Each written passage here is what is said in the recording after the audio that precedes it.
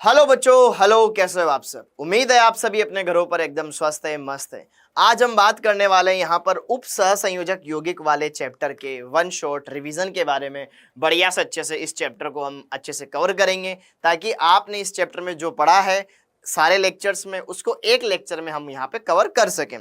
तो इस लेक्चर को आपको बढ़िया से देखना है, अच्छे से क्लियर करना है और पहला आपका टारगेट होना चाहिए कि मैं सारे लेक्चर्स देख लूं, उसके बाद फिर इसको देखूं, क्योंकि इसका पर्पस है रिवीजन करवाना। ठीक है, तो आप इसको एज अ रिवीजन ले। ये नहीं सोचे किसी से अगर मैं नोट्स बना लूं तो मेरा काम हो जाएगा, क्या नहीं होगा। देखो, ठीक है, पूरे अलग अलग लेक्चर में पढ़ने का तरीका अलग होता है और एक सिंगल लेक्चर में पढ़ने का तरीका अलग होता है। सब कुछ चीजें सेम नहीं हो सकती है। ओके, तो यहां पर अपन इसको रिवीजन पर्पस से देखें तो ज्यादा बढ़िया रहेगा आपके लिए। उप सहसंयोजक यौगिक, आइए बात करते हैं इसके अंदर क्या क्या चीजें किस तरीके से हमने देखी, क्या क्या बातें हैं किस तरीके से हमने क्लियर की। एक बार सबसे पहले आपको शुरुआती बातें मैं बता देता हूं। इस चैप्टर में हमने क्या देखा? इस चैप्टर में सर हमने देखा लवण, क्योंकि ये चैप्टर पूरा लवण के बारे में, जिसमें है खास हमारा उप सहसंयोजक यौगिक। तो लवण बेसिकली दो प्रकार के होते हैं, एक होते हैं सामान्य लवण, एक होते हैं आणविक लवण। तो आणविक लवणों पर ऊपर ये आधारित है। आणविक लवण क्या होते हैं? जिसमें दो या दो से अधिक सरल लवण आपस में जुड़ते हैं और यहां पर कुछ यौगिक बनाते हैं। तो आणविक लवण में से एक पार्ट होता है आपका द्विक लवण, दूसरा होता है आपका उपसहसंयोजक यौगिक, ये देखा। फिर उपसहसंयोजक यौगिकों को संबंधित कुछ बेसिक डेफिनेशंस देखी कि लिगेंड क्या होता है, केंद्रीय परमाणु क्या होता है, समन्वय मंडल क्या होता है, आयन मंडल क्या होता है, प्रति आयन क्या होता है, केंद्रीय परमाणु पर आवेश क्या होता है, कैसे निकालते हैं, वो बातें देखी। फिर लिगेंड देखा, लिगेंड क्या होता है, लिगेंड का वर्गीकरण कैसे किया जाता है, धनायनिक लिगेंड क्या होता है, ऋणायनिक लिगेंड क्या होते हैं, उदासीन लिगेंड क्या होते हैं, लिगेंडों की दंतुकता क्या होती है, किलेट लिगेंड क्या होता है, चल दंतुक लिगेंड क्या होते हैं, उभय दंतुक लिगेंड क्या होते हैं, उनके बारे में हमने देखा। फिर उसके बाद हमने देखा कि उपसहसंयोजक यौगिक का नामकरण कैसे किया जाता है, आईयूपीएसी नामकरण। तो आईयूपीएसी नामकरण के बारे में इनके कुछ छोटे छोटे कॉन्सेप्ट अपन ने सीखे, नियम देखे। बहुत से नियम तो जैसे अपन ऑर्गेनिक में पढ़ते हैं वैसे यहाँ पर इस्तेमाल होते हैं, वो देखे। फिर उसके बाद हमने देखा कि उपसहसंयोजक यौगिकों के नामकरण भी हमने कर लिए। अब बात आती है इनके अंदर बंधन कैसे होता है, तो कोऑर्डिनेशन बॉन्डिंग, कोऑर्डिनेशन कंपाउंड्स में बॉन्डिंग कैसे होती है, उसमें सबसे पहले हमने देखा वर्नर का सिद्धांत। तो वर्नर का सिद्धांत हम देखते हैं, वर्नर ने किस तरीके से प्राथमिक संयोजकता द्वितीयक संयोजकता का बखान किया, उसके प्रमाण क्या, प्रायोगिक प्रमाण क्या दिए और क्या उससे हम इफेक्टिव एटॉमिक नंबर कैसे फाइंड आउट करते हैं, वो देखा।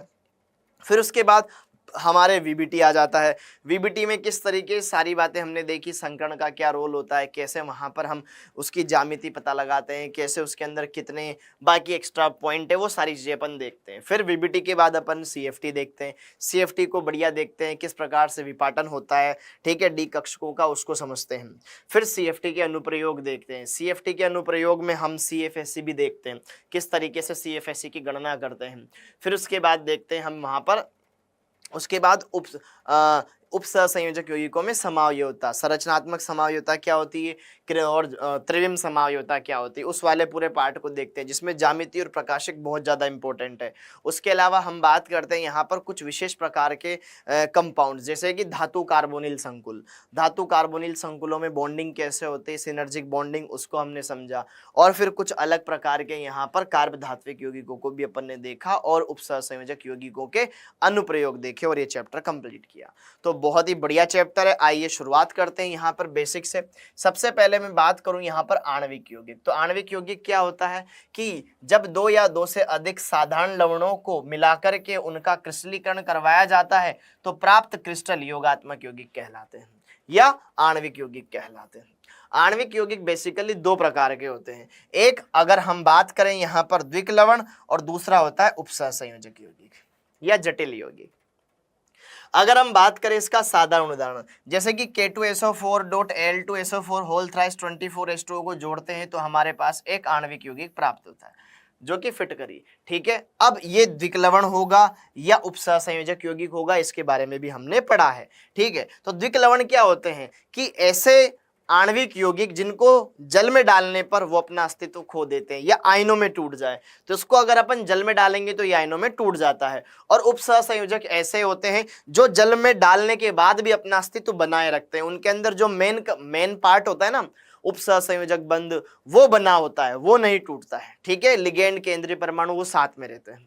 तो यहां पर देखो, सबसे पहले अगर हम बात करें दिक् लवण या जालक यौगिक, ठीक है, ये दिक् लवण जलीय विलयन में अपनी पहचान खो देते हैं, अपनी आइडेंटिटी लूज कर देते हैं, ठीक है। वे योगात्मक यौगिक जिनका पूर्ण आयनीकरण हो जाता है दिक् लवण कहलाते हैं, जिसमें दो लवण दिख जाएंगे आपको अलग अलग, potassium sulphate, aluminium sulphate. Dot में 24H2 है, इसका नाम है पोटाश लवण, ठीक है, पोटाश एलम। दूसरा ferrous cyanide, ferrous sulphate, ammonium sulphate, dot 6H2, ferrous ammonium sulphate, इसको बोलते हैं मोहर लवण, मोहर सोल्ट, ठीक है।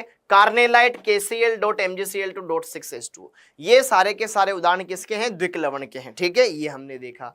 फिर उसके बाद अगर हम बात करें उप सहसंयोजक यौगिक, उप सहसंयोजक यौगिक उसके विपरीत क्या करते हैं, ये जलीय विलयन में अपनी पहचान बनाए रखते हैं, ठीक है, पूर्णतया आयनित नहीं होते हैं, ठीक है, जो आयनिक पार्ट है वो रह जाए, वो टूट जाएगा, लेकिन कुछ मेन पार्ट वो बचा रहेगा, ठीक है। वे आणविक या योगात्मक यौगिक जो जलीय विलयन में अपनी पहचान बनाए रखते हैं अथवा संघटक की पहचान खो देते हैं, ठीक है, जटिल लवण यौगिक कहलाते हैं। मतलब जिससे बनाया था ना वो गायब हो जाता है। जैसे कि मैंने एक आणविक यौगिक बनाया, जैसे कि एक उपसहसंयोजक यौगिक बनाया, मैंने लिया K4FeCN6, ये मैंने बनाया।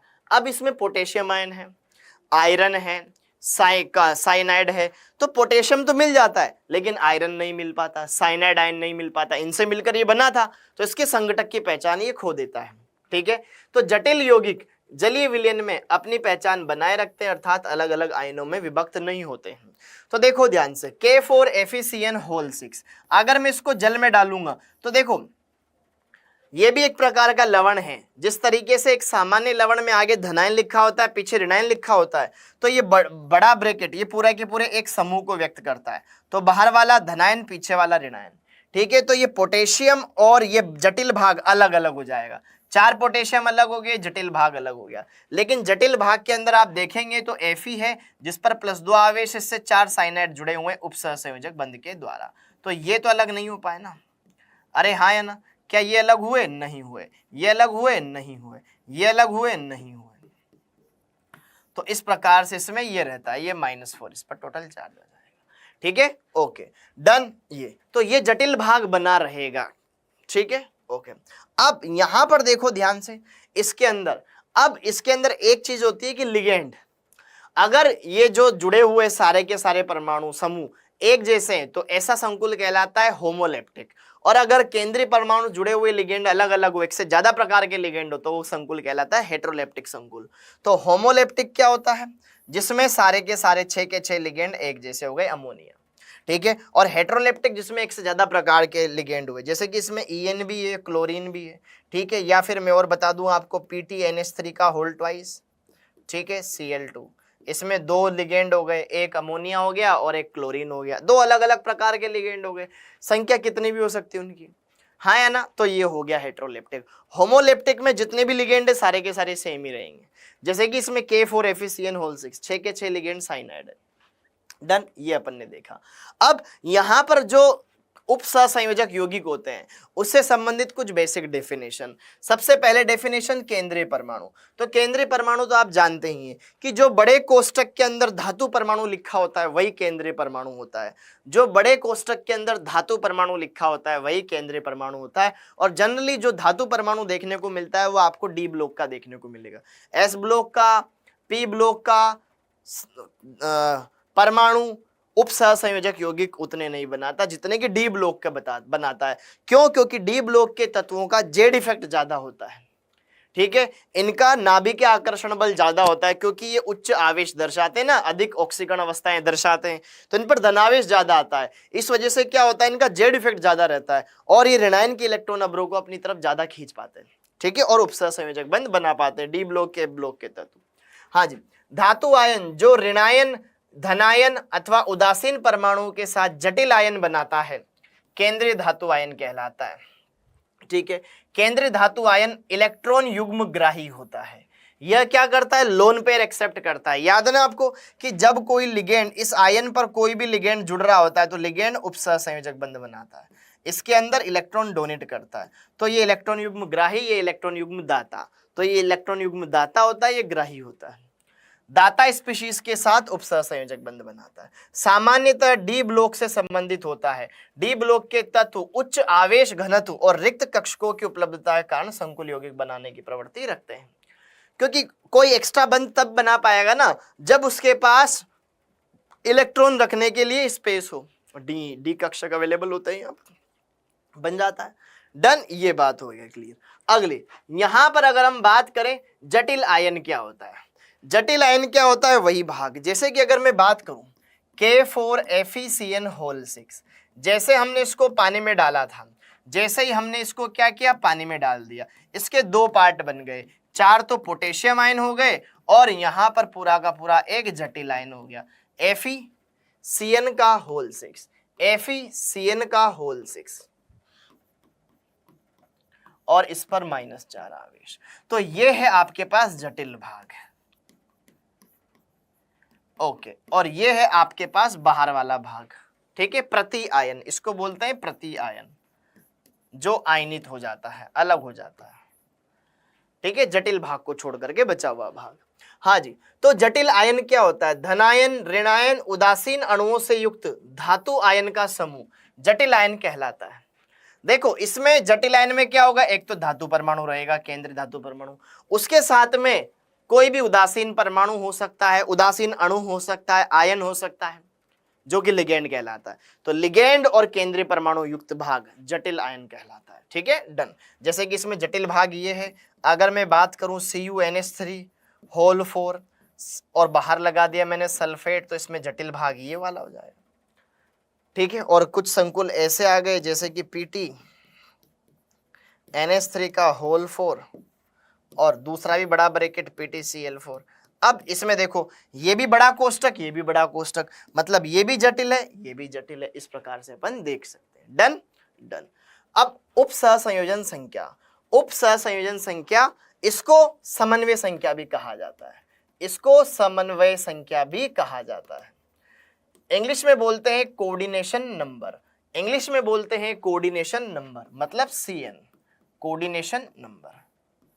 अब कोऑर्डिनेशन नंबर का मतलब क्या होता है, सिंपल सा, एक लिगेंड, मतलब किसी भी संकुल में केंद्रीय परमाणु लिगेंडों के साथ कितने उपसहसंयोजक बंध बना रहा है, केंद्रीय परमाणु द्वारा लिगेंड के साथ बनाए गए उपसहसंयोजक बंधों की संख्या, ठीक है, क्या कहलाती है, उसकी समन्वय संख्या कहलाती है, ठीक है। किसी भी केंद्रीय परमाणु के द्वारा लिगेंड्स के साथ जितने उपसहसंयोजक बंध बनाए गए, टोटल जितने भी लिगेंड है, वो उसके साथ कितने उपसहसंयोजक बंध बना रहे हैं, वही उसकी समन्वय संख्या कहलाती है। इसको देखो ध्यान से, केंद्रीय धातु आयन के दाता स्पीशीज मतलब लिगेंड, अभी पढ़ेंगे हम, के साथ बनाए गए कुल सहसंयोजी उपसहसंयोजी बंधों की संख्या क्या कहलाती है, उपसहसंयोजन संख्या कहलाती है। जैसे कि अगर मैं बात करूं K4FeCN6 में, अब यहाँ पे देख रहे हो ये जटिल भाग है, इसके अंदर क्या है, Fe है जिसपे +2 आवेश है, इधर से एक CN आ गया, इधर से एक CN आ गया, ऊपर से एक CN, नीचे से एक CN आ गया, इधर ऊपर से एक CN आ गया, इस तरफ से एक CN आ गया, ठीक है, ये तो ये, ठीक है, डन। ये CN के रूप में होता है, कोई दिक्कत नहीं, उससे भी खेल, डन डन। तो ये इस प्रकार से यहाँ पर डोनेशन होता है। अब देखो इस पे +2, टोटल -6, तो +2 -6 कितना हो जाएगा, -4, ओवरऑल -4 आवेश हो जाएगा, ये 4 माइनस आवेश आ जाएगा। Done done. तो यहाँ पर ये केंद्रीय परमाणु कितने बंध बना रहा है, 1 2 3 4 5 6, तो इसकी समन्वय संख्या कितनी हो गई, कोऑर्डिनेशन नंबर हो गया इसका 6। डन, ऐसे चेक कर सकते हैं। तो अगला ऑक्सीकरण अवस्था, केंद्रीय परमाणु पर उपस्थित आवेश, उस पर जो आवेश होता है वही क्या कहलाती है, उसकी ऑक्सीकरण अवस्था कहलाती है। यह वह संख्या है जो जटिल आयन में केंद्रीय परमाणु पर उपस्थित विद्युत आवेश को प्रदर्शित करती है, ठीक है, ओके। जैसे कि यहां पर अगर हम बात करें FeCN6, ये -4 वाला एक कॉम्प्लेक्स है, तो हमें मालूम है कि इसमें Fe पर आवेश कितना है, +2, ये इसकी समन्वय संख्या कहलाएगी, इस पर आवेश कहलाएगी, ऑक्सीकरण अंक कहलाएगी, ठीक है। सेम यहां पर CONH3 अमोनिया तो उदासीन होता है, जो इस पर चार्ज है ये किसकी वजह से आया, इसकी वजह से आया, ठीक है, ओके। Na के साथ जब CO आता है, कार्बोनिल लिगेंड, ये उदासीन होता है, तो ये उदासीन, तो इस चक्कर में ये भी उदासीन, तो इस पर तो चार्ज +2 आ गया, इस पे +3 आ गया, और लास्ट वाले निकल पर 0 आ गया। डन है क्या, ओके। जटिल आयन पर आवेश, जटिल आयन पर आवेश ये रहा, ये जटिल भाग और इस पर उपस्थित आवेश, ठीक है। तो ये क्या होता है, केंद्रीय धातु आयन और दाता स्पीशीज पर उपस्थित कुल आवेश का बीजगणितीय योग होता है। जैसे कि इस पर ये रहा, इस पर ये रहा, हाँ या ना, क्योंकि Fe पे चार्ज है +2, ठीक है। 6 साइनाइड है, 6 साइनाइड है, 1 साइनाइड पर आवेश -1, टोटल चार्ज -4, वो ये रहा, ठीक है। डन है, तो क्लियर है मेरी बात, ओके। अब अगला लिगेंड क्या होता है, लिगेंड क्या होता है, लिगेंड कोई भी धनायन, कोई भी ऋणायन या समूह हो सकता है जो कि इलेक्ट्रॉन युग्म दान करता है केंद्रीय परमाणु को और उसके साथ उपसहसंयोजक बंध बनाता है, लिगेंड कहलाता है। लिगेंड क्या होता है, कोई भी ऋणायन हो सकता है, कोई भी धनायन हो सकता है या उदासीन अणु हो सकता है जो केंद्रीय परमाणु के साथ जुड़ करके जटिल आयन बनाता है, लिगेंड कहलाता है। यह इलेक्ट्रॉन युग्म दाता या लुईस क्षार की तरह व्यवहार करता है। सिंपल सी बात है कि मान लो ये केंद्रीय परमाणु है, इस पर कुछ आवेश है, इससे जब एक्स लिगेंड जुड़ेंगे तो ये क्या बनाता है, MLX प्रकार का एक कंपाउंड बनाता है। इस पे कुछ नया आवेश आ जाएगा, L इस पे कोई आवेश है Q और यहाँ पे नया आवेश P आ गया। तो यहाँ पर इस संकुल में क्या होता है कि जो ये केंद्रीय परमाणु होता है ना, इससे लिगेंड इस तरह से जुड़ता है, ये लोन पे रखता है और ये इसको डोनेट करता है और उपसहसंयोजक बंध बनाता है। ये इलेक्ट्रॉन युग्म ग्राही हो गया, इलेक्ट्रॉन युग्म ग्राही, और ये हो गया इलेक्ट्रॉन युग्म दाता। इलेक्ट्रॉन युग्म दाता को लुईस बेस कहा जाता है, लुईस क्षार, और इलेक्ट्रॉन युग्म ग्राही को लुईस एसिड कहा जाता है, तो ये लुईस अम्ल कहलाता है। डन है, डन है। अब बात आती है कि लिगेंड कितने प्रकार के होते हैं। अब हमें बहुत सारे लिगेंड्स मालूम है तो इनको हमने क्लासिफाई किया। तो क्लासिफाई कैसे करेंगे, दंतुकता के आधार पर, आवेश के आधार पर, दाता परमाणुओं की संख्या के आधार पर, डोनर साइट के आधार पर, ठीक है, ओके, हाँ जी। तो यहां पर लिगेंड्स का वर्गीकरण, लिगेंड्स का वर्गीकरण अपन कैसे कर सकते हैं, बढ़िया से अच्छे से देखें।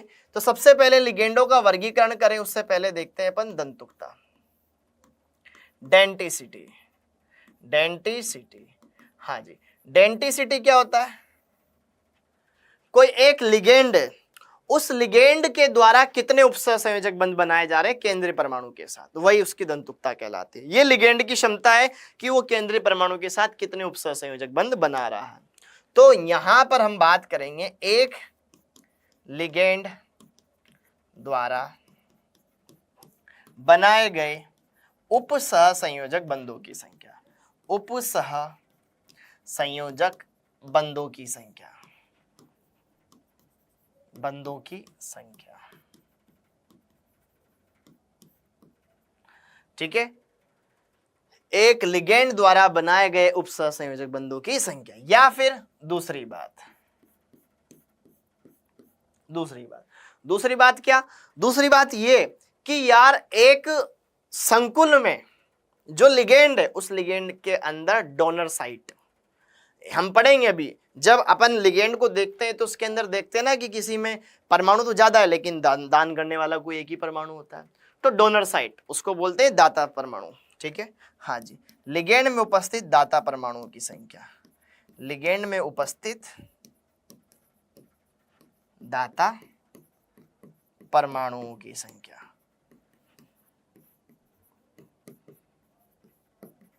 परमाणुओं की संख्या, वही क्या कहलाते हैं आपके, उसकी दंतुकता कहलाती है। अब जितने उसमें दाता परमाणु है या जितने उपसहसंयोजक बंध बना रहा है उसी आधार पर लिगेंड को अपन वर्गीकृत कर सकते हैं। एकल दंतुक, दंतुकता 1 मतलब एक दाता परमाणु, द्विदंतुक मतलब दाता परमाणु 2 मतलब उसमें 2 डोनेट करने वाले परमाणु हैं, दाता परमाणु 3 है, त्रिदंतुक 4 है, चतुर्दंतुक 5 है, पंचदंतुक, ऐसे अपन उसको वर्गीकृत कर सकते हैं, ठीक है। तो सबसे पहले अपन देखेंगे यहां पर उदासीन एकल दंतुक लिगेंड। एकल दंतुक मतलब इनकी दंतुकता 1 होती है, दंतुकता तो 1 होती है। अब दंतुकता 1 है लेकिन ये ऐसे जो कोई चार्ज वाले नहीं है, तो उदासीन एकल दंतुक लिगेंड, इसको याद कैसे करें, बढ़ा रखा है मैंने आपको बीच में, ठीक है। NH3 पे कोई चार्ज नहीं होता, काम के देख लो जो काम आएगी, एक तो अमोनिया, एक H2O, एक आपके CO, ये ज्यादा काम आएगा 3। बाकी आप यहाँ पर NO को भी ध्यान रख सकते हो, PPS3 को भी ध्यान रख सकते हो, ठीक है। बस ये ज्यादा काम आएंगे आपके, बाकी कुछ आप उधर आगे भी देख ही लोगे। देखो NH3 को बोलते हैं अमोनिया, नहीं एमीन, एमीन। और इंग्लिश में याद रखो ज्यादा बढ़िया रहेगा क्योंकि इनकी स्पेलिंग काम आती है, अल्फाबेटिकल ऑर्डर में लिखा जाता है। Amine, AMMINE, amine. H2O को बोलते हैं एक्वा, AQA। NO को बोलते हैं नाइट्रोसिल। PS3 को बोलते हैं फॉस्फीन। और 3 फेनिल जोड़ दिया तो ट्राइफेनिल फॉस्फीन। O2 को डाइऑक्सियन, N2 को डाइनाइट्रोजन, CH3OH को मेथिल एल्कोहल, ये मेथिलेमीन हो गया, NH2CONH2 यूरिया हो गया अपना, NH2NH2 हाइड्रेजीन, हाइड्रेजीन। ध्यान रखिएगा सर, यहाँ पे देखो ध्यान से, NH2CONH2 ये क्या है, यूरिया है। इसकी दंतुकता अपन ने क्या बोली, 1। दंतुकता है प्यारे बच्चे 1, ठीक है। या तो ये वाला नाइट्रोजन या ये वाला नाइट्रोजन, दोनों में से कोई एक डोनेट करेगा, दोनों साथ में डोनेट नहीं करते, ठीक है। दोनों साथ में डोनेट नहीं करेंगे क्योंकि यहाँ पे अगर दोनों साथ में डोनेट कर देंगे ना, 1 2 3 4 4 सदस्य वलय बन जाएगी जो कि अनस्टेबल होती है, ठीक है। वलय एटलीस्ट कम से कम 5 मेंबर की होनी चाहिए, ठीक है। तो ये एकल दंतुक लिगेंड होता है। डोनर तो इसके पास लोन पेयर दोनों के पास है, लेकिन डोनेट कोई एक ही करता है। सेम ऐसे ही NH2 ये हाइड्रोजन है, इसके पास भी लोन पेयर है, इसके पास भी लोन पेयर है। इसकी भी दंतुकता 1 होती है, इसकी भी दंतुकता 1 ही होती है, ध्यान रखिएगा, ठीक है। Methyl dimethyl ether, dimethyl ether. CO को कार्बोनिल कहते हैं और सल्फर लग जाए तो थायोकार्बोनिल बन जाएगा। तो यहां पर ये उदासीन एकल दंतुक लिगेंड है जिसमें से आपको H2O, NH3, CO ये 3 ध्यान रख लो, यही काम आते हैं जनरली। ट्राइफेनिल फॉस्फीन, PS3 ये भी थोड़ा सा ध्यान रख सकते हो, NO नाइट्रोसिल बोलते हैं, ध्यान रख सकते हो। अगला धनायनिक एकल दंतुक लिगेंड। धनायनिक एकल दंतुक लिगेंड ज्यादा नहीं है तो इनको ज्यादा ध्यान रखने की ज्यादा दिक्कत भी नहीं रहेगी। NO2 प्लस ऑक्सीजिनाइल, ऑक्सीजीनियम, ऑक्सीजीनियम आयन, ऑक्सीजीनियम आयन, जीनियम आयन, ठीक है, ऑक्सीजीनियम आयन। अगला NO प्लस और NO2 प्लस। NO2 मतलब होता है नाइट्रो, प्लस लगा दिया नाइट्रोनियम, तो ये बन गया आपके नाइट्रोनियम आयन। और NO प्लस नाइट्रोसोनियम, ये कहलाता है आपका नाइट्रोसोनियम। नाइट्रोसिलियम या फिर नाइट्रोसोनियम, नाइट्रोसोनियम आप ध्यान रखें, ठीक है। नाइट्रोनियम और नाइट्रोसोनियम, डन। ये 3 ही है, इसमें से आप मुश्किल से काम कोई नहीं आने वाला आपके, ठीक है। NO प्लस आता है, बस नाइट्रोसोनियम वाला काम आता है, ठीक है, नाइट्रोसोनियम वाला काम आता है। अगला ऋणायनिक एकल दंतुक लिगेंड। ये लिगेंड सब ऋणायनिक रहेंगे, इन पर आवेश ध्यान रखना है और इनकी दंतुकता ध्यान रखनी है और उस लिगेंड का नाम क्या होता है ये ध्यान रखना है, ओके। और उसका फॉर्मूला क्या होता है, प्रदर्शन कैसे करते हैं वो ध्यान होना चाहिए। बहुत ही सिंपल है और इस चीज की जितनी ज्यादा लिख लिख करके प्रैक्टिस करोगे उतना ज्यादा आपको बेनिफिट मिलने वाला है। तो लिखने की बढ़िया से प्रैक्टिस करनी है, सारी चीजों को बढ़िया से क्लियर करना है, अच्छे सारी बातों को देखना है, ठीक है, ओके। तो अब अगर हम बात करें ऋणायनिक एकल दंतुक लिगेंड के बारे में, ऋणायनिक एकल दंतुक लिगेंड के बारे में अगर हम चर्चा करें, समझें कि क्या होता है ये, कैसे होता है, आइए चलिए इसके बारे में बात करते हैं। तो ऋणायनिक में F माइनस, अच्छा इनके अंत में O लगाते हैं, O लगाते हैं, जैसे कि F minus fluoro, Cl minus chloro, Br minus bromo, I minus iodo, O minus 2 ये ऑक्साइड आयन कहलाता है। तो ऑक्सीडो या ऑक्सो, ऑक्सीडो या ऑक्सो, ठीक है। ये सल्फाइड आयन तो सल्फाइडो, सल्फाइडो, सल्फाइडो, सल्फाइडो या सल्फो, सल्फो, ठीक है, ओके।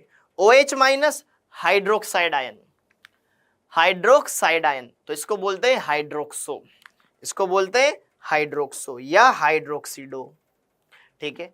ये मिथॉक्साइड आयन, CH3O है ना, मिथॉक्साइड, इसको बोलेंगे मिथॉक्सो, मिथॉक्सो, ठीक है। ये इतना काम नहीं आता वैसे। O2 minus 1, O2 minus 2 peroxide, O2 minus 1 super oxide, तो सुपर ऑक्सो, सुपर ऑक्सो, ठीक है, और O2 माइनस 2 परोक्सो, ध्यान रखिएगा। N के ऊपर -3 आवेश, नाइट्राइड आयन, नाइट्राइडो, नाइट्राइडो, या हिंदी में nitrido, nitrido. N3 minus 1, N3 minus 1 azide ion, azido, azido, azido. NH2 minus 1, NH2 minus 1 amido, amido, और NH minus 2, NH minus 2 imido, इमिडो।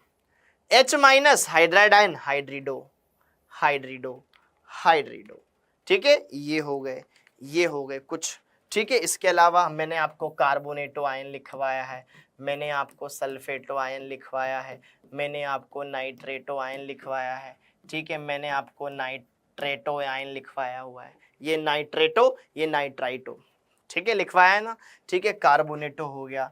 तो ये कुछ आयन और है, ये भी आप ध्यान रख सकते हो। CH3, COOH, एसीटेट, एसीटेटो, ठीक है, इनके नाम ध्यान रखना, ठीक है, ये एसीटेटो हो जाएगा। और एक होता है C2O4 2- ऑक्जेलेटो, ऑक्जेलेटो, अभी आगे भी देखेंगे अपन इसको, ठीक है। तो ये एकल दंतुक लिगेंड है जो आपके जनरली काम आने वाले हैं। हाँ जी, द्विदंतुक लिगेंड, द्विदंतुक लिगेंड क्या होता है मेरे भाई?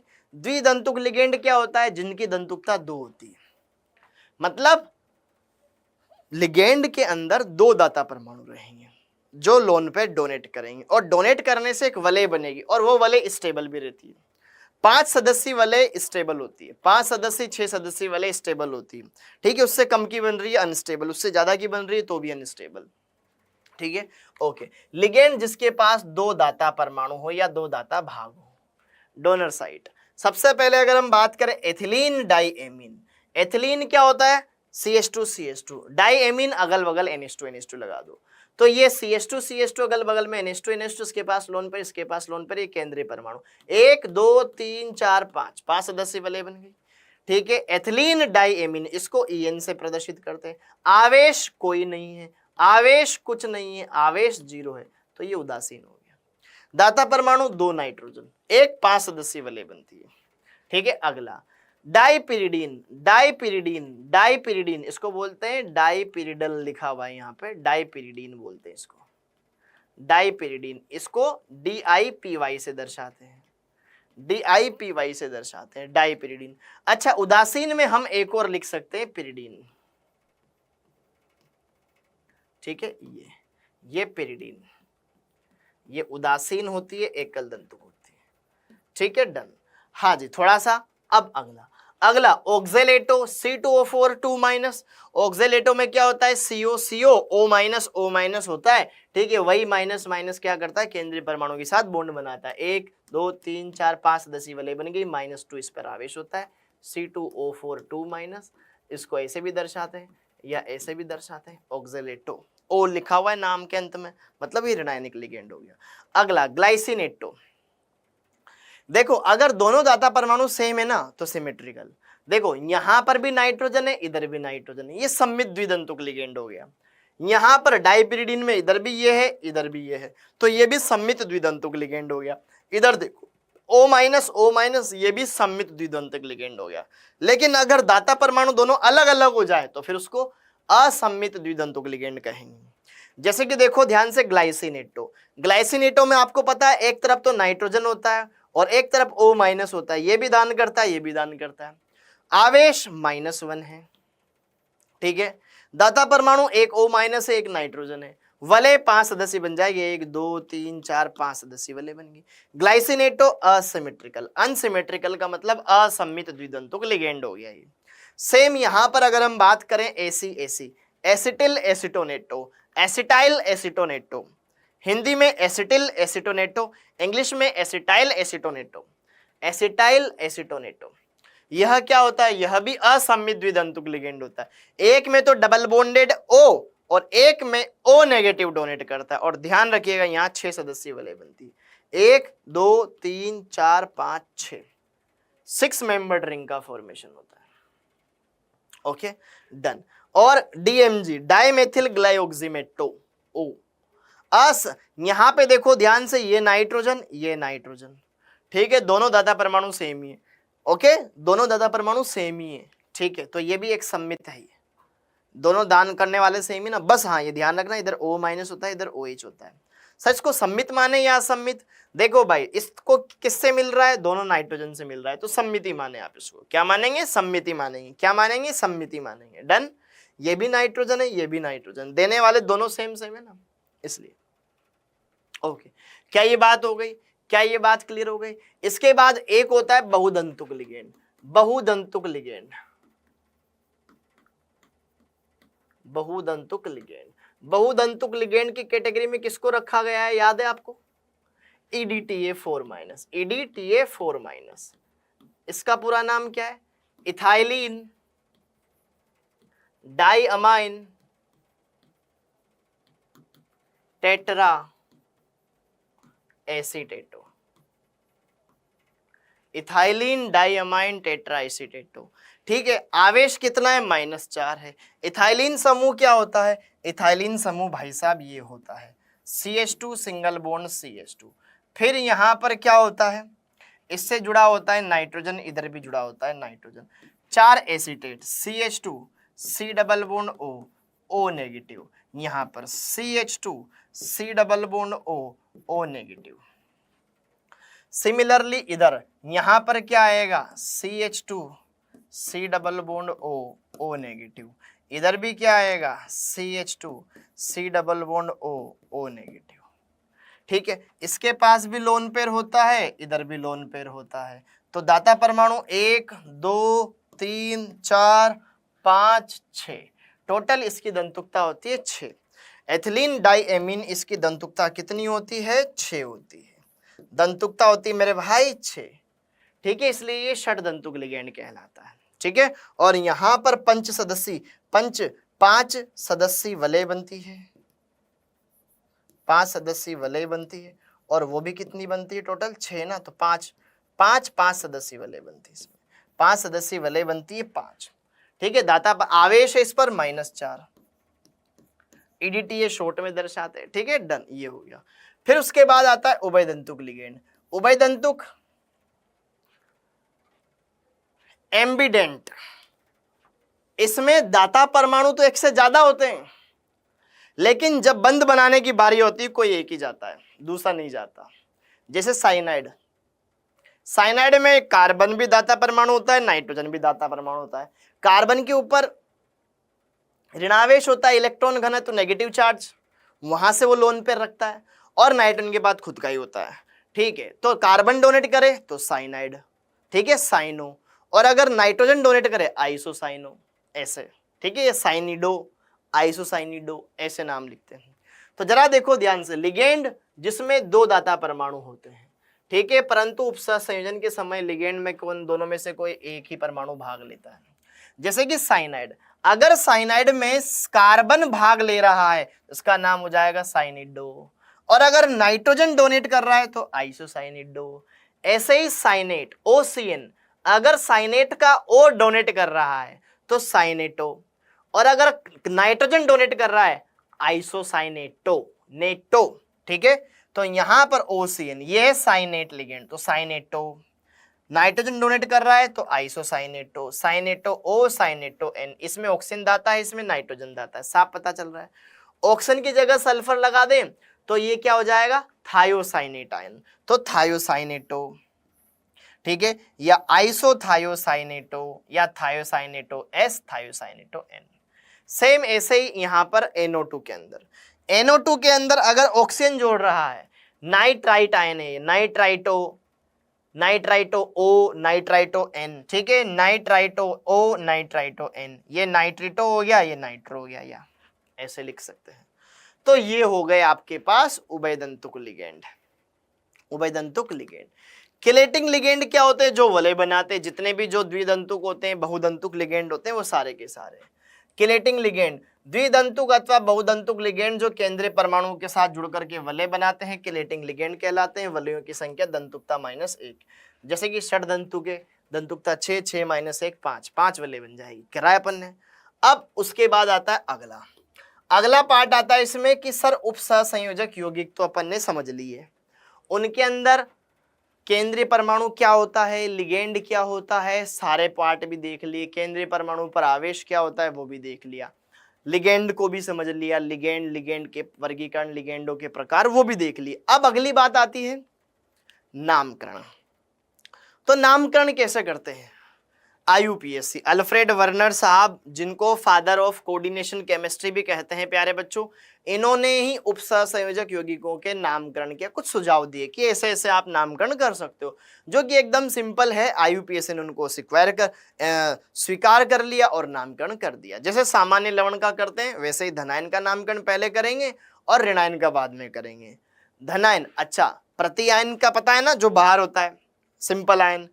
अगर प्रति आयन एक से ज्यादा संख्या में, उनका उल्लेख नहीं करना कि जैसे K4 लिख रखा है 4 पोटेशियम, टेट्रा पोटेशियम लिखने की जरूरत नहीं है, 3 Cl लिखे हुए ट्राइक्लोराइड लिखने की जरूरत नहीं है, ठीक है। सिंपल उनको क्लोराइड लिखेंगे, पोटेशियम को पोटेशियम लिखेंगे, संख्या भले कितनी हो, ठीक है। जटिल भाग के अंदर जो भी है ना उनकी संख्याओं का उल्लेख करेंगे, प्रति आयनों की संख्याओं का उल्लेख नहीं करना है, ठीक है, ओके। अगली बात, अगर केंद्रीय परमाणु धनायनिक भाग में है तो उसका नाम वैसा का वैसा ही लिखना है, या उदासीन भाग में तब भी उसका नाम वैसा का वैसा ही लिखना है। और अगर मान लो ऋणायनिक भाग में है केंद्रीय परमाणु, तो केंद्रीय परमाणु का नाम लिखेंगे लैटिन वर्ड में, उसके अंत में 8 लगाएंगे, जैसे कि फेरेट, ब्रैकेट में उसकी रोमन संख्या में ऑक्सीकरण संख्या लिखेंगे, फिर बाद में लिगेंड का नाम लिखेंगे, डन। और लिगेंड भी कैसे लिखेंगे? सीक्वेंस में लिखेंगे, अल्फाबेटिकल ऑर्डर में। अगर एक से ज्यादा लिगेंड है तो, और एक ही लिगेंड एक से ज्यादा बार आ रहा है तो डाइट्राइटेट्रा शब्द इस्तेमाल करेंगे। और ये शब्द लिगेंड के नाम में ही आ रहे हो डाइट्राइटेट्रा, तो उसकी जगह बिस ट्रिस टेट्राकिस ऐसे शब्द इस्तेमाल करेंगे, डन, ओके। नामकरण पद्धति अल्फ्रेड वर्नर के सुझावों पर आधारित है, ठीक है। साधारण लवणों की तरह ही यहाँ पर उपसहसंयोजक यौगिकों के धनात्मक भाग का नाम पहले लिखा जाता है। K4 FeCN होल 6 है, तो सबसे पहले 4 है पोटेशियम, तो हम केवल पोटेशियम लिखेंगे, ठीक है। संकुल आयन के नामकरण में लिगेंडों का नामकरण, अब इसका नामकरण कर दिया, K4 लिख दिया, उसकी संख्या का उल्लेख नहीं करना है कि कितने पोटेशियम, बस केवल पोटेशियम, ठीक है, ओके। संकुल आयन में लिगेंडों का नामकरण करते समय सबसे पहले केंद्रीय परमाणु का नाम लिखेंगे। जब जटिल भाग के नामकरण की बारी आएगी, जटिल भाग के नामकरण की बारी आएगी, तो अगर हम बात करें, लिगेंडों का नामकरण पहले किया जाता है। संकुल आयन के नामकरण में लिगेंडों का नामकरण केंद्रीय परमाणु से पहले किया जाता है। हाँ वही मैं गलत बोल गया था शायद, पहले लिगेंड का नामकरण पहले करेंगे, फिर बाद में केंद्रीय परमाणु का नामकरण करेंगे, ठीक है। इससे पहले मैंने गलत बोल दिया था, ठीक है, ओके। तो यहाँ पे जरा देखो ध्यान से, लिगेंडों की संख्या एक से ज्यादा होगी तो उनके लिए पूर्व लग्न डाई ट्राई टेट्रा शब्द इस्तेमाल करेंगे, ठीक है। परंतु बहुदंतुक लिगेंड के पूर्व लग्न के लिए बिस ट्रिस आदि का प्रयोग करते हैं, क्योंकि एथिलीन डाई एमीन उसके नाम में डाई आ गया। अब क्या करें, तो उसके लिए विशेष पूर्व लग्न है। डाइपिरिडीन नाम में डाई आ गया, एथिलीन डाई एमीन टेट्राएसीटेटो, ठीक है, ओके। जब एक से अधिक प्रकार के लिगेंडो जटिल यौगिक में, तो अंग्रेजी के नाम वर्णमाला के हिसाब से उनको लिखा जाता है। यदि संकुल उदासीन है या धनायनिक संकुल है, तो केंद्रीय परमाणु का नाम वैसा का वैसा ही लिख देते हैं जैसा होता है। आयरन को आयरन लिख देंगे, कोबाल्ट को कोबाल्ट लिख देंगे, क्रोमियम को क्रोमियम लिख देंगे, जिंक को जिंक लिख देंगे, एल्यूमिनियम को एल्यूमिनियम लिख देंगे, वगैरह वगैरह जैसा भी, ओके। यदि संकुल ऋणायनिक जटिल हो, यदि संकुल में जो ऋणायन है वो जटिल भाग है, तो वहां पर केंद्रीय परमाणु के लैटिन वर्ड के अंत में 8 लगाते हैं, धातु के नाम के अंत में 8 लगाते हैं, फिर ब्रैकेट में रोमन संख्या में ऑक्सीकरण लिख देते। केंद्रीय धातु आयन के नामकरण के बाद केंद्रीय परमाणु की ऑक्सीकरण संख्या को रोमन संख्या में लिखते हैं, डन। ये पॉइंट हो गए, ये मेन पॉइंट है। इसके अलावा अगर कुछ और एक्स्ट्रा वेराइटी है तो उसके हिसाब से अलग चीज देखेंगे। जैसे कि देखो ध्यान से, संकुल दे रखा है, यहाँ पे उनका नाम दे रखा है, ये हो गया आगे वाला भाग धनायनिक, ये पीछे वाला हो गया ऋणायनिक। धनायनिक भाग में केंद्रीय परमाणु है तो कोबाल्ट का कोबाल्ट लिखेंगे, Cl 3 है तो Cl को अपन केवल क्लोराइड लिखेंगे।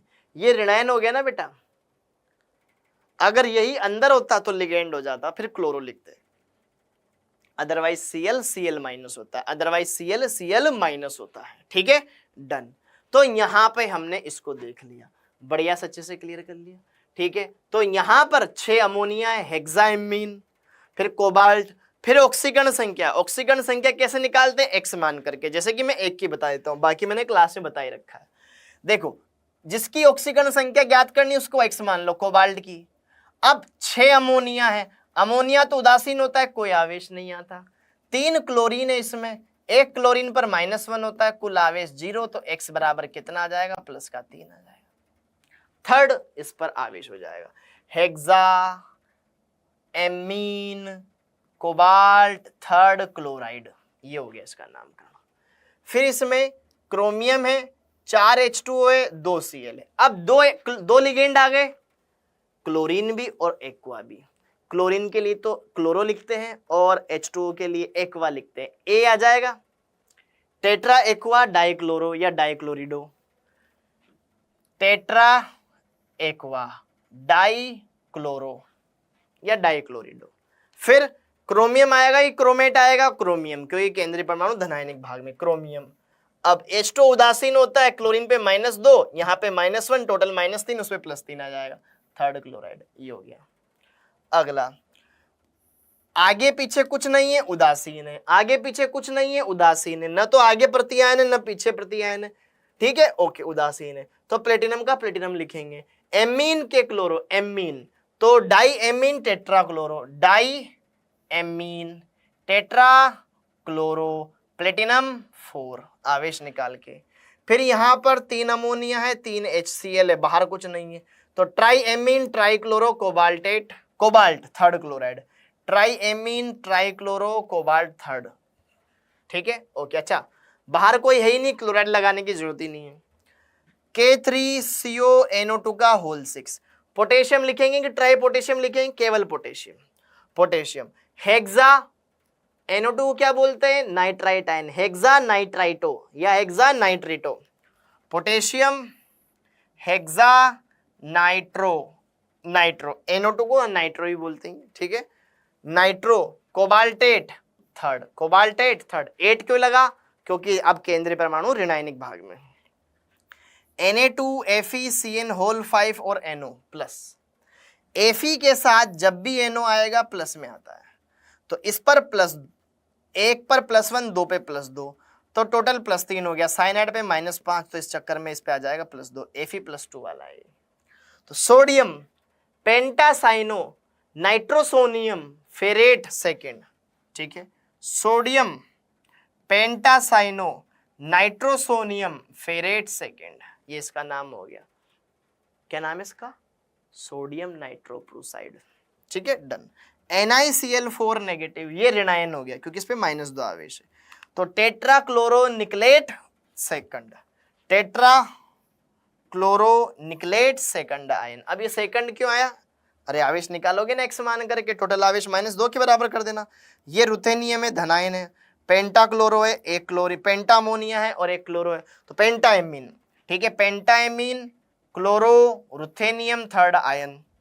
फिर यहाँ पर EN, EN का नाम क्या होता है, EN का मतलब होता है एथिलीन डाई एमीन, क्या नाम में डाई आ रहा है, तो 3 को बताने के लिए क्या ट्राई लगाऊं या ट्रिस लगाऊं, tris, tris ethylene di amine, ये बन गया। फिर उसके बाद आयरन थर्ड क्लोराइड, ये बन गया। क्या मेरी बात क्लियर है। और निकल Gly होल ट्वाइस, बिस ग्लाइसिनेटो निकल सेकंड, बिस ग्लाइसिनेटो निकल सेकंड, बिस ग्लाइसिनेटो निकल सेकंड, ये बन गया। तो इस तरीके से हम इसको कर सकते हैं अच्छे से क्लियर, ओके। क्या मेरी बात समझ में आ रही है बढ़िया से अच्छे से। अब आगे बढ़ते हैं, अब आगे बढ़ते हैं, हाँ जी। अगला ये हो गया। अब उपसहसंयोजक यौगिक के बारे में कुछ और बातें। यदि उपसहसंयोजक यौगिक में 2 उपसहसंयोजन समूह होते हैं, दोनों समूह में विपरीत आवेश होता है, तो IUPAC के नियमानुसार धनायनिक भाग का नाम पहले लिखते हैं, उसके बाद ऋणायनिक समूह का नाम लिखते हैं। सिंपल सी बात है।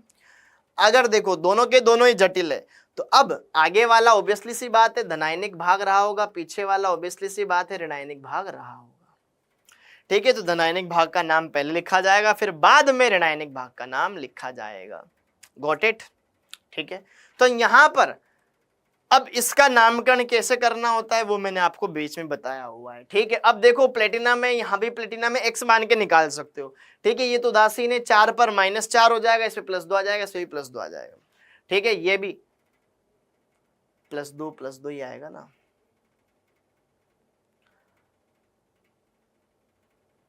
ठीक है, ओके। अपने पास ये कंपाउंड ऐसा है PTNH3, 1 मिनट, PTNH3 होल 4, फिर PTCl4, ये है। अब यहां पर इस पर आवेश क्या है, ये अपने पास संकुल है ऐसा, ठीक है, ये अपने पास संकुल है ऐसा। तो जनाब ध्यान से देखिए, यहां पर ओवरऑल चार्ज भाई पीटी है, इस पर आवेश होता है +2, भाई x मान के निकालोगे इसमें +2 ही आएगा बेटा, दोनों में +2 ताकि -4 से बैलेंस हो जाए। तो यहाँ पे ना, यहाँ पे भी सेकंड ही आएगा, यहाँ पे भी सेकंड ही आएगा। ठीक है, वो बात अलग होती है अगर 2 क्लोरीन इसके अंदर और एक्स्ट्रा होते हैं। ठीक है, तो done. Tetra amine platinum third second और टेट्रा क्लोरो प्लेटिनेट सेकंड, ये आ जाएगा। हाँ, एक होते हैं सेतु लिगेंड, ब्रिज लिगेंड, उनके लिए म्यू इस्तेमाल करते हैं, उनके लिए म्यू शब्द इस्तेमाल करते हैं, उनको बताने के लिए। बाकी सीक्वेंस में आगे चलते रहो। देखो EnCO, फिर ये सेतु लिगेंड आ गया, ये एमिनो आ गया, और ये क्या आ गया, हाइड्रोक्सो आ गया, NH2- एमिडो। ठीक है, तो En 2 है तो बिस इथाइलिन डाइएमीन, कोबाल्ट आवेश निकाल लोगे, इसमें -1 है, इस पर -1 है, ये उदासीन है, सल्फेट पे -2 होता है, 4 पर -2 पे -4 हो गया, -4 और -2 -6 हो गया, तो +3 इस पे दे दो, +3 इस पे दे दो, तो इसमें भी थर्ड आ जाएगा, अगले वाले पे भी थर्ड आ जाएगा। अब उसके बाद सेतु लिगेंड आ गए। सेतु लिगेंड को दर्शाने के लिए म्यू का इस्तेमाल किया जाता है, mu amido mu hydroxo, mu amido mu hydroxo. फिर वापस से लिगेंड का नाम bis ethylene diamine cobalt third sulphate. Sulphato क्यों नहीं लिखा, क्योंकि वो बाहर है, इस वजह से नहीं लिखा। डन। हाँ, उपसहसंयोजक यौगिकों में बंधन। अब बंधन कैसे होता है, उपसहसंयोजक यौगिकों में बंधन के लिए कुछ नियम है, उसमें से सबसे पहला है आपका वर्नर का सिद्धांत। तो वर्नर भैया ने क्या बताया कि देखो, केंद्रीय परमाणु 2 प्रकार की संयोजकताएं दर्शाता है, एक होती है प्राथमिक जो कि क्या होती है, उस पर चार्ज होती है, दूसरी होती है सेकेंडरी जो कि क्या होती है, उपसहसंयोजक बंधुओं की संख्या होती है। हाँ जी, जटिल यौगिकों के लिए वर्नर का सिद्धांत। प्राथमिक संयोजकता सेंट्रल मेटल एटम की ऑक्सीडेशन स्टेट जो है, और द्वितीयक क्या होता है, कोऑर्डिनेशन नंबर। अगला, चार्ज किसकी वजह से आता है, ऋणायनों की वजह से। ठीक है, ऋणायन द्वारा बैलेंस होता है, और द्वितीयक संयोजकता लिगेंड द्वारा सेटिस्फाई रहती है। आयनिक है तो आयनिक अदिशात्मक होता है, यह दिशात्मक होती है, सहसंयोजित है, ये आयनित हो जाती है, ये अनआयनित होती है, यह ज्यामिति निर्धारण में कोई सहायक नहीं होती है, ये ज्यामिति निर्धारण में सहायक होती है। संकरण पता चलेगा ना। Okay done. अगली बात, आकार किससे पता चलेगा, उससे पता चलेगा, क्योंकि आकार अणु कैसा बन रहा है। वर्नर के अनुसार सभी द्वितीयक संयोजकता की आकृति उपसहसंयोजक संख्या के अनुसार होती है। भाई कौन सा कंपाउंड कैसा बनेगा वो यही तो डिसाइड करता है। ओके, प्राथमिक तो कुछ बताती नहीं, बस केवल चार्ज ही बताती है। अगला, संकुल की वर्नर सिद्धांत के आधार पर प्रायोगिक प्रमाण। इसके क्या क्या प्रायोगिक प्रमाण है, बहुत सिंपल, AgNO3 मिला दो, अवक्षेप आ जाएगा। उपयुक्त अभिकर्मक को मिलाने पर प्राथमिक संयोजकता का अवक्षेपण, जैसे कि देखो ध्यान से, CrNH3 होल 6, बाहर 3 Cl है, ये धनायनिक भाग, ये ऋणायनिक भाग। जो प्राथमिक से जितने Cl बाहर होंगे ना बेटा वो आयनित हो जाते हैं। मैंने क्या मिलाया, AgNO3 मिलाया बाहर से, आधिक्य में लिया, तो जितने Cl है उतने ही Ag यहाँ। ये तो देखो आधिक्य में तो Ag+ इसके पास बहुत सारे, तुम्हें जरूरत कितनी, 3 Cl निकलेंगे, 3 मोल AgCl बन जाएगा, 3 मोल AgCl प्राप्त होता है। ठीक है, क्योंकि यहां से एक तो पूरा ये ऋणायन धनायन अलग हो जाएगा, CrNH3 का होल 6 + 3, ये धनायन अलग हो गया, और 3 Cl- ये ऋणायन अलग हो गया, तो ये धनायनिक भाग अलग, ये ऋणायनिक भाग अलग। तो आयन टोटल कितने मिल गए, 4 आयन आपको देखने को मिल गए। अगर बाहर कुछ नहीं होता तो नहीं मिलता। और दूसरी बात, यहां पर संकुलों की विद्युत चालकता इस बात पर डिपेंड करती है कि आपके पास आयन कितने आ रहे हैं। ठीक है, आयनों के प्रवाह की दर धारा कहलाती है। तो आयन जितने ज्यादा होंगे क्या धारा उतनी ज्यादा बहेगी और चालकता उतनी ज्यादा रहेगी। यस, तो ये पॉइंट भी यहां पर हमें देखने को मिलता है कि जो चालकता होती है ना मेरे भाई, वो समानुपाती होती है आयनों की संख्या के।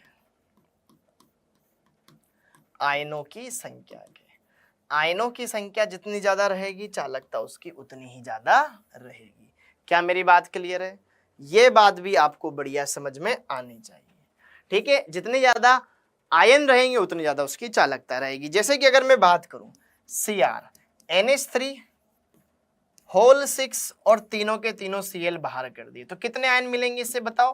पूरा का पूरा एक धनायन 3 ऋणायन। टोटल आयन कितने हो गए हमारे पास? 4। टोटल 4 आयन हमें देखने को मिल गए।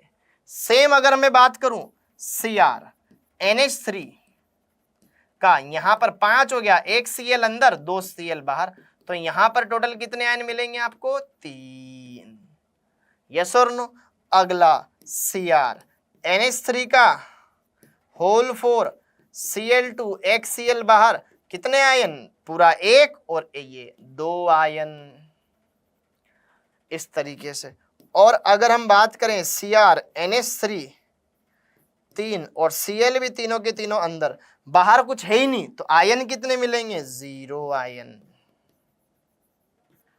ठीक है, डन। तो जितने ज्यादा आयन आएंगे उसकी चालकता उतनी ज्यादा आएगी। A B C D सबसे ज्यादा चालकता किसकी आएगी? जिसमें आयन ज्यादा है। तो यहां पर आयनों की संख्या A में ज्यादा है, फिर B में, फिर C में, सबसे कम D में। तो चालकता से ज्यादा A की रहेगी, फिर उससे कम B की, फिर उससे कम C की, सबसे कम D की रहेगी। T तो चालकता ही नहीं दर्शाएगा। हाँ, फिर उसके बाद हमने पढ़ा था effective atomic number.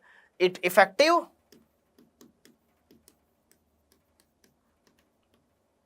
Atomic number, प्रभावी परमाणुीय संख्या EN। ये कैसे ज्ञात करते हैं? जो केंद्रीय परमाणु है ना, उसके पास टोटल कितने इलेक्ट्रॉन है बंद बनाने के बाद। तो कैसे पता चलेगा? धातु आयन में इलेक्ट्रॉन प्लस लिगेंड के द्वारा प्राप्त किए गए इलेक्ट्रॉन, उन सबको जोड़ लो। या फिर इसका फॉर्मूला है केंद्रीय परमाणु का परमाणु क्रमांक माइनस उस पर आवेश जो भी है, प्लस 2 इंटू समन्वय संख्या, वहां से ज्ञात कर लो। बहुत ही सिंपल है। जैसे कि अगर मैं बात करूं यहां पर कोबाल्ट, सॉरी इस संकुल में कॉपर है, कॉपर पर आवेश +2 है। समन्वय संख्या कितनी है? 4 है, क्योंकि 4 अमोनिया है, अमोनिया एकल दंतुक लिगेंड होता है, समन्वय संख्या 4 हो गई। परमाणु क्रमांक कितना होता है? 29, 29 में से 2 जाएगा 27, 27 समन्वय संख्या हो गई 4। 2 इंटू 4 कितना हो गया? 8, 28 और 29 और 27 और 8 कितना होता है? 35, 35 आ जाएगा। ठीक है, इस पर आवेश 3 है, धातु का परमाणु क्रमांक 27 है, समन्वय संख्या 6 है। 27 में से 3 जाएगा 24 और 2 इंटू 6 12, तो 24 और 12 कितना हो गया? 36 आ गया। ठीक है, K2HgI4 Hg पर आवेश +2, परमाणु क्रमांक 80, 80 में से 2 गए 78, 78 और 2 इंटू 4 कितना हो गया? 8, 78 और 8 86, ये आ गया। फिर यहाँ पर सेम Ag का परमाणु क्रमांक 47, आवेश 1, 47 माइनस 1 प्लस 2 इंटू समन्वय संख्या 2, 50, ये आ गया 50। तो अब देखो ध्यान से, इसका काम में क्या होता है कि जिसके अंदर इलेक्ट्रॉन अक्रिय गैस के आसपास आ जाते हैं, बराबर आ जाते हैं, वो ज्यादा स्टेबल होते हैं। जिसमें नहीं आते वो लेस स्टेबल होते हैं। जिसके अंदर कम इलेक्ट्रॉन है वो एक्सेप्ट करेगा, और जिसके अंदर ज्यादा इलेक्ट्रॉन है वो त्यागेगा। तो ज्यादा इलेक्ट्रॉन वाला त्याग देगा, खुद का ऑक्सीकरण करेगा, अपचायक गुण दर्शाएगा। जिसके पास इलेक्ट्रॉन कम है वो लेगा। ठीक है, इलेक्ट्रॉन लेना अपचयन और दूसरे का ऑक्सीकरण करेगा। डन, काम आएगा ये। ओके, तो ये गुण ये बताता है, ये गुण ये बताता है। इसके बाद आता है संयोजकता बंध सिद्धांत, यानी कि VBT, वैलेंस बॉन्ड थ्योरी। अब वैलेंस बॉन्ड थ्योरी क्या बताती है? लिनियस पोलिंग साहब ने दी। ओके, इसके क्या सिद्धांत, इसके क्या पॉइंट है? मैंने आपको बेच में पढ़ाया ना, लिगेंड आता है, लोन पेयर लाता है, लोन पेयर को केंद्रीय परमाणु के खाली कक्षक में दान करता है। लेकिन इस घटना के होने से पहले केंद्रीय परमाणु में क्या होता है? जो बाह्य कोश के कक्षक होते हैं उनमें सम्मिश्रण की घटना होती है। कितने कक्षक आपस में सम्मिश्रित होंगे? जितने की बंध बनाने के लिए, जितने की लिगेंड आ रहे हैं, लोन पेयर ला रहे हैं। ठीक है, तो यहां पर परमाणविक कक्षकों में संकरण होता है, फिर लोन पेयर दान किया जाता है।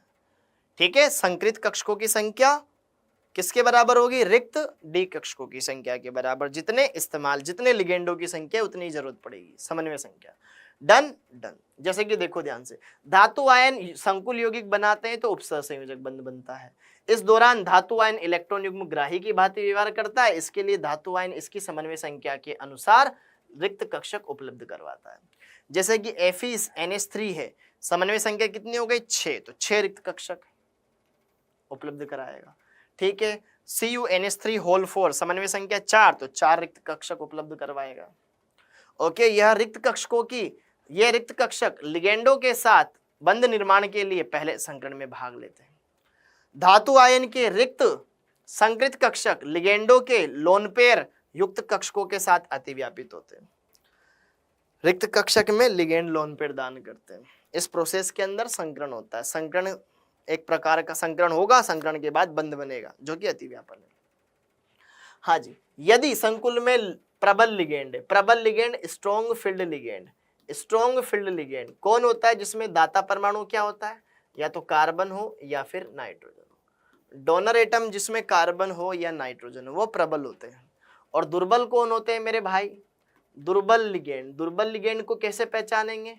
जिसमें आपके पास दाता परमाणु कौन होते हैं? या तो हेलोजन या फिर ऑक्सीजन, इनमें से कोई हो तो दुर्बल है। जैसे कि साइनाइड में कार्बन होता है, प्रबल होता है। CO में कार्बन होता है, प्रबल होता है। ठीक है, H2O में ऑक्सीजन होता है, दुर्बल होता है। हेलोजनों में हेलोजन ही होते हैं, दुर्बल होते हैं। ठीक है, ओके। अगर प्रबल लिगेंड है तो हुंड का नियम नहीं लगता, ये युग्मन करवा देते हैं। केंद्रीय धातु आयन के N-1d कक्षकों में अयुग्मित इलेक्ट्रॉनों के युग्मित होने के कारण बनता है। यदि N-1 कक्षक संकरण में भाग लेते हैं तो आंतरिक कक्षक संकुल प्राप्त होते हैं। आपको मैंने यही बताया है कि अगर संकरण में D कक्षक भाग ले रहा है, अब D कौन सा? अंदर वाला तो आंतरिक, और अगर बाहर वाला तो बाह्य कक्षक संकुल बनता है। ठीक है, यदि संकरण में दुर्बल लिगेंड भाग लेते हैं तो N-1d नॉर्मल केस में होएगा तो बाह्य कक्षक संकुल बनेगा। अगर दुर्बल लिगेंड है तो अनुचुंबकीय होने के चांस है, और प्रबल लिगेंड है तो प्रतिचुंबकीय होने के चांस है, क्योंकि वो युग्मन करवा देगा। यदि संकुल में अयुग्मित इलेक्ट्रॉन है तो यह अनुचुंबकीय होता है और अदरवाइज प्रतिचुंबकीय होता है।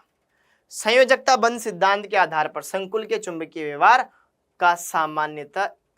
व्यवहार से सामान्यतः इसकी ज्यामिति का अनुमान लगाया जा सकता है कि उसकी ज्यामिति क्या रही होगी। Done done. अब ये सेम संकरण वाला ही कॉन्सेप्ट है। तो अब यहां पर मैंने फिर आपको संकरण के बारे में बताया कि समन्वय संख्या 6 वाले संकुलों में कैसे संकरण होता है और इसके अंदर कैसे ज्यामिति का हम आकलन लगा सकते हैं। तो आपको मैंने समन्वय संख्या 6 और समन्वय संख्या 4 वाले संकुलों में VBT पढ़ाया है। ठीक है, ओके। तो समन्वय संख्या 6 वाले संकुलों में कैसे लगता है जनाब? CONH3 का होल 6 ये है, इसमें 6 अमोनिया है, समन्वय संख्या 6 हो गई। संकरण sp3d2 भी हो सकता है या D2sp3 भी हो सकता है, पढ़ा रखा है ना बेच में। ओके, अब यहां पर अमोनिया नाइट्रोजन दाता परमाणु है, नाइट्रोजन दाता परमाणु तो प्रबल लिगेंड है तो युग्मन करवा देगा। कोबाल्ट का इलेक्ट्रॉनिक विन्यास देखो, आवेश देखो, कोबाल्ट आता है 27 नंबर पर, तो इसमें ये 3d7 4s2, लेकिन आवेश +3 है तो +3 है तो 3d6 रह जाएगा, तो 3d6 4s खाली है, 4p खाली है, 4d खाली है। ये इसका इलेक्ट्रॉनिक विन्यास हुआ नॉर्मल स्टेट में 3d6। लेकिन हमने देखा अमोनिया लिगेंड है भैया, प्रबल है तो युग्मन हो जाएगा, तो ये जोड़े बन गए। अब खाली कितने हो गए? 1 2 3 4 5 6, आगे तो खाली है। इसे कितने चाहिए? जितने की अमोनिया लिगेंड है। 6 समन्वय संख्या है, 6 खाली कक्षक, इनका संकरण हो जाएगा। पहले कोशिश करेंगे अपन अंदर वाले घर प्रोवाइड करवाएं, तो D2sp3 संकरण हो गया, अंदर वाला D पार्टिसिपेट किया, आंतरिक कक्षक संकुल हो गया। और इस केस में यहाँ पर प्रतिचुंबकीय लिगेंड प्रतिचुंबकीय दिखने को मिल रहा है, इसमें कोई अयुग्मित इलेक्ट्रॉन नहीं है, ये प्रतिचुंबकीय, D आंतरिक है तो आंतरिक कक्षक संकुल हो गया। क्या ये बात क्लियर हो गई? सेम इस तरीके से अगर हम बात करें COF6, F फ्लोरीन हेलोजन, एक वीक फील्ड लिगेंड है तो यहाँ पर युग्मन नहीं हो पाएगा। ठीक है, तो सेम वही 3d6 विन्यास आ गया। ठीक है, लेकिन ये सारे के सारे ऐसे ही रहेंगे। चूंकि F दुर्बल क्षेत्र लिगेंड है अतः इलेक्ट्रॉन युग्मित नहीं होंगे, नॉर्मल केस में भरेंगे। 5 सीधे आ गए, एक उल्टा हो गया। अब अपन को कितने कक्षक चाहिए? समन्वय संख्या 6 है तो 6 खाली कक्षक, sp3d2 संकरण हो गया। D कक्षक बाहर वाला आ रहा है, अंदर वाला नहीं, इसलिए ये बाह्य कक्षक संकुल हो गया। अयुग्मित इलेक्ट्रॉन दिखाई दे रहे हैं 4, इसलिए ये अनुचुंबकीय हो गया। क्या ये बात क्लियर हो गई? डन। सेम अगर हम बात करें यहां पर समन्वय संख्या 4 वाले संकुलों के अंदर, समन्वय संख्या 4 वाले संकुलों के अंदर, तो इनके अंदर देखेंगे अगर साइनाइड लिगेंड है, साइनाइड तो प्रबल है, युग्मन करवा देगा। 4 ही तो खाली कक्षक चाहिए। अब संकरण sp3 होगा कि dsp2 होगा वो डिपेंड करता है। निकल पर आवेश इसमें +2 है, निकल 3d8 4s2, लेकिन +2 आवेश है तो 3d8 रह गया। साइनाइड प्रबल लिगेंड है, 3d के इलेक्ट्रॉनों का युग्मन हो जाएगा, तो एक d खाली रह गया, तो dsp2। 1 2 3 4 ही तो चाहिए, dsp2 आ गया। dsp2 आ गया, वर्गाकार समतली ज्यामिति आ जाएगी, प्रतिचुंबकी हो जाएगा। और अगर यहां पर जिंक के साथ अमोनिया आ गया, तो जिंक तो वैसे ही D10 विन्यास रखता है, +2 आवेश है, तो D10 है, तो यहां पर तो युग्मन की संभावना है ही नहीं, तो sp3 संकरण ही आएगा। sp3 संकरण बनता है, चतुष्फलकीय है, प्रतिचुंबकीय होएगा। इस तरीके से आप ये भी देख सकते हो। तो क्या आपको VBT समझ में आया? बढ़िया से अच्छे से देखा, सारी बातें क्लियर कर ली कि VBT में कैसे क्या होता है, लिगेंड का क्या रोल है, कब युग्मन होगा, कब युग्मन नहीं होगा, कब समन्वय संख्या 4 दिख रही है, कब समन्वय संख्या 6 दिख रही है, ये देख लो, काम हो जाएगा। अब इसके बाद संयोजकता बंध सिद्धांत की सीमाएं, इसके कुछ लिमिटेशन है थोड़ी बहुत, वो लिमिटेशंस अगर अपन देख लेंगे तो काम हो जाएगा। देखो लिमिटेशन ये है कि चुंबकीय गुणों की व्याख्या नहीं करता है, रंग की व्याख्या नहीं करता, उनकी मात्रात्मक व्याख्या नहीं कर पाता है चुंबकीय गुणों की। ठीक है, ये चुंबकीय आंकड़ों की कोई मात्रात्मक व्याख्या नहीं करता है, या उपसहसंयोजक यौगिक को दर्शाए गए रंग का स्पष्टीकरण नहीं करता। इसमें कई सारे पूर्वानुमान लगाए गए हैं कि वैसा संकरण जैसा होता होगा, ऐसा होता है। यह उपसहसंयोजक संकुलों के उष्मागतिकीय और गतिक स्थायित्व के बीच में कोई व्याख्या नहीं करता। फिजिकल केमिस्ट्री में आता है ना, उष्मागतिक,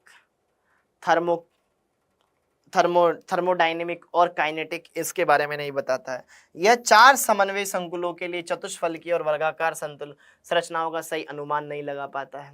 ठीक है, यह दुर्बल और प्रबल लिगेंडों के मध्य विभेद नहीं कर सका। कैसे आपने बताया किसको दुर्बल किसको प्रबल, नहीं एक्सप्लेन कर पाया। फिर इसके बाद आती है क्रिस्टल क्षेत्र सिद्धांत वाली थ्योरी। अब इसको पढ़ते हैं। हाँ, तो अब हम बात करेंगे प्यारे बच्चों क्रिस्टल क्षेत्र सिद्धांत के बारे में कि क्रिस्टल क्षेत्र सिद्धांत में क्या होता है, किस तरीके से हमने बेच में देखा, सारी बातें क्लियर करते हैं। तो सबसे पहले बात करूं क्रिस्टल क्षेत्र सिद्धांत के बारे में, तो सबसे पहले एक बार मैं VBT बताता हूं। VBT में हमने क्या देखा था? VBT में हमने ये देखा था कि लिगेंड आता है, लोन पेयर लाता है, लोन पेयर को केंद्रीय परमाणु के रिक्त कक्षक में दान करे, उससे पहले केंद्रीय परमाणु में संकरण होता है, संकरण से संकृत कक्षक बनते हैं, और फिर उन संकृत कक्षकों में लोन पेयर दान किया जाता है, और उस हिसाब से फिर अपन संकरण देख लेते हैं। संकरण की सहायता से फिर अणु की ज्यामिति वगैरह सारी बातें अपन चेक कर सकते हैं। लेकिन on the other hand crystal क्षेत्र सिद्धांत क्या कहता है? क्रिस्टल क्षेत्र सिद्धांत में भी कुछ बातें वैसी ही है। यहां पर लिगेंड आता है, लोन पेयर लेकर के आता है, लेकिन केंद्रीय परमाणु के साथ कोई बंध बनाने की बात यहां पर नहीं होती है, डोनेशन वाली बात नहीं होती है। जस्ट लिगेंड के आने की वजह से केंद्रीय परमाणु के जो डी कक्षक होते हैं वो विपाटित हो जाते हैं। ये बात ये कहता है क्रिस्टल क्षेत्र सिद्धांत। क्रिस्टल क्षेत्र सिद्धांत ये कहता है कि यहां पर जब केंद्रीय परमाणु के समीप लिगेंड आता है तो केंद्रीय परमाणु का जो एक समान विद्युत क्षेत्र होता है वो परिवर्तित हो जाता है जब लिगेंड उसके बहुत ज्यादा क्लोज आता है। तो आपको मैं बता दूं कि डी कक्षक 5 प्रकार के होते हैं, उसमें से 3 डी कक्षक DXY, DYZ, DZX ये समान तरह के होते हैं, इनके अंदर पालियां अक्षों के बीच में होती है। जबकि 2 डी कक्षक DX² Y² और DZ² इनमें पालियां अक्षों पर होती है, और लिगेंड अगर अक्ष के अनुदिश आएंगे तो अक्ष वाले कक्षक ज्यादा प्रतिकर्षित होंगे, और लिगेंड अगर अक्षों के बीच में से आएंगे तो वो वाले ज्यादा प्रतिकर्षित होंगे। तो अगर अष्टफलकीय संकुलों की बात करूं तो वहां पर लिगेंड आते हैं अक्षों के अनुदिश, तो वो ज्यादा कक्षक प्रतिकर्षित होते हैं, और जब लिगेंड बीच में से आए तो चतुष्फलकीय संकुलों में ऐसा होता है, तो वहां पर वो वाले ज्यादा प्रतिकर्षित होंगे। तो है पांचों के पांचों डी कक्षक ही, लेकिन एक केस में कुछ अलग प्रकार वाले डी कक्षक ज्यादा प्रतिकर्षित हो रहे हैं और दूसरे वाले कम। तो आप समझ पा रहे हो, पांचों डी कक्षकों की ऊर्जा समान नहीं रह पाएगी, उनका 2 भागों में विपाटन हो जाएगा, और यही कहलाता है क्रिस्टल क्षेत्र विपाटन। तो उसी के बारे में यहां पर सारी बातें हमने करी है, आइए एक बार देख लेते हैं। क्रिस्टल क्षेत्र सिद्धांत CFT, यह मॉडल धातु संक्रमण संकुलों की इलेक्ट्रॉनिक संरचना को दर्शाता है। यह निरूपित करता है कि कैसे धात्विक आयन के डी कक्षकों की ऊर्जाएं लिगेंड के विद्युत क्षेत्र से प्रभावित होती है। इस सिद्धांत के अनुसार कुछ खास बातें, ठीक है। केंद्रीय मतलब लिगेंड और केंद्रीय परमाणु बिंदुवत आवेश के समान व्यवहार करते हैं, ठीक है, डन, ओके। अगर लिगेंड उदासीन है तो वो क्या करता है, द्विध्रुव के समान व्यवहार करता है। केंद्रीय धातु आयन को एक धनात्मक बिंदु आवेश के रूप में मानते हैं, जबकि ऋणायनिक लिगेंड को एक बिंदुवत ऋणावेश के रूप में मानते हैं, ठीक है। और अगर उदासीन लिगेंड होता है तो उसको एक बिंदु द्विध्रुव के रूप में मानते हैं। धातु आयन और लिगेंड के मध्य स्थिर विद्युत आकर्षण बल होता है, मतलब इनके बीच की बॉन्डिंग प्योर आयनिक होती है, ठीक है। इन लिगेंडों के विद्युत क्षेत्र में धातु परमाणु के 5 डी कक्षक अधिक समय तक समान ऊर्जा नहीं रखते हैं। जब केंद्रीय परमाणु के समीप लिगेंड आने लगता है ना, दूर दूर है, तो पांचों डी कक्षकों में कोई ज्यादा खास दिक्कत आती नहीं है, लेकिन जैसे ही आप और ज्यादा उसके नजदीक जाओगे तो फिर उनमें प्रतिकर्षण असमान देखने को मिलता है, जबकि वे विभिन्न ऊर्जा स्तरों में विपाटित हो जाते हैं। और ये 5 समभ्रंश डी कक्षक 2 ऊर्जा स्तरों जैसे कि T2G और EG स्तरों में विपाटित हो जाते हैं। यही क्रिस्टल क्षेत्र विपाटन कहलाता है। सिंपल सी बात है। अब इस विपाटन को किस तरीके से और अच्छे से हम समझ सकते हैं, जैसे कि देखो ध्यान से, धातु के डी कक्षकों का विपाटन का प्रसार। अब डी कक्षकों का विपाटन कितना होगा, ये बहुत सारे फैक्टर के ऊपर डिपेंड करता है। धातु परमाणु कौन सा है, लिगेंड कौन सा है, कितने लिगेंड है, उस प्रकार से, ठीक है। लिगेंड की प्रकृति क्या है, लिगेंडों की संख्या क्या है, केंद्रीय धातु आयन पर आवेश क्या है, धातु के डी कक्षकों की विपाटन के प्रसार से उनके संकुल के चुंबकीय गुण, स्पेक्ट्रोस्कोपिक गुण आदि का डिसाइड कर सकते हैं। निम्न चक्रण संकुल चक्रण युग्मित संकुल कहलाते हैं और उच्च चक्रण संकुल चक्रण मुक्त संकुल कहलाते हैं। देखो, जब 2 भागों में विपाटन होता है तो कैसे होता है अभी हम देखेंगे। और ये निम्न चक्रण संकुल क्या होता है, निम्न चक्रण संकुल जिसमें ज्यादातर इलेक्ट्रॉन नीचे, पहले इलेक्ट्रॉन नीचे फिल करेंगे फिर ऊपर, तो वो निम्न चक्रण संकुल। और इसमें उच्च चक्रण संकुल नॉर्मल स्टेट में। तो ये कैसे पता करते हैं, कब बनते हैं, सारी बातें अपन देखेंगे इस सारे सेशन में, ठीक है, डन। तो यहां पर अगर हम बात करें अष्टफलकीय संकुल में क्रिस्टल क्षेत्र विपाटन, तो प्यारे बच्चों अष्टफलकीय संकुल की समन्वय संख्या होती है 6। कितनी होती है, 6। अब 6 होती है तो 6 लिगेंड आएंगे और 6 के 6 लिगेंड यहाँ पर अक्षों के अनुदिश आते हैं। और अक्षों के अनुदिश सबसे पहले हम बात करें डी कक्षक। डी कक्षक होते हैं आपके पास 5 प्रकार के, 1 2 3 4 5। ये 5 समभ्रंश डी कक्षक है। ये 5 आपके पास समभ्रंश डी कक्षक है। 5 आपके पास समभ्रंश डी कक्षक है। ओके, जैसे ही लिगेंड आता है, लिगेंड इनके समीप आते हैं, इनकी ऊर्जा बढ़ जाती है। ये ऊर्जा इनकी इतनी हो गई, 1 2 3 4 5। ये है इनकी औसत ऊर्जा, ये है इनकी औसत ऊर्जा। बढ़ गई क्या?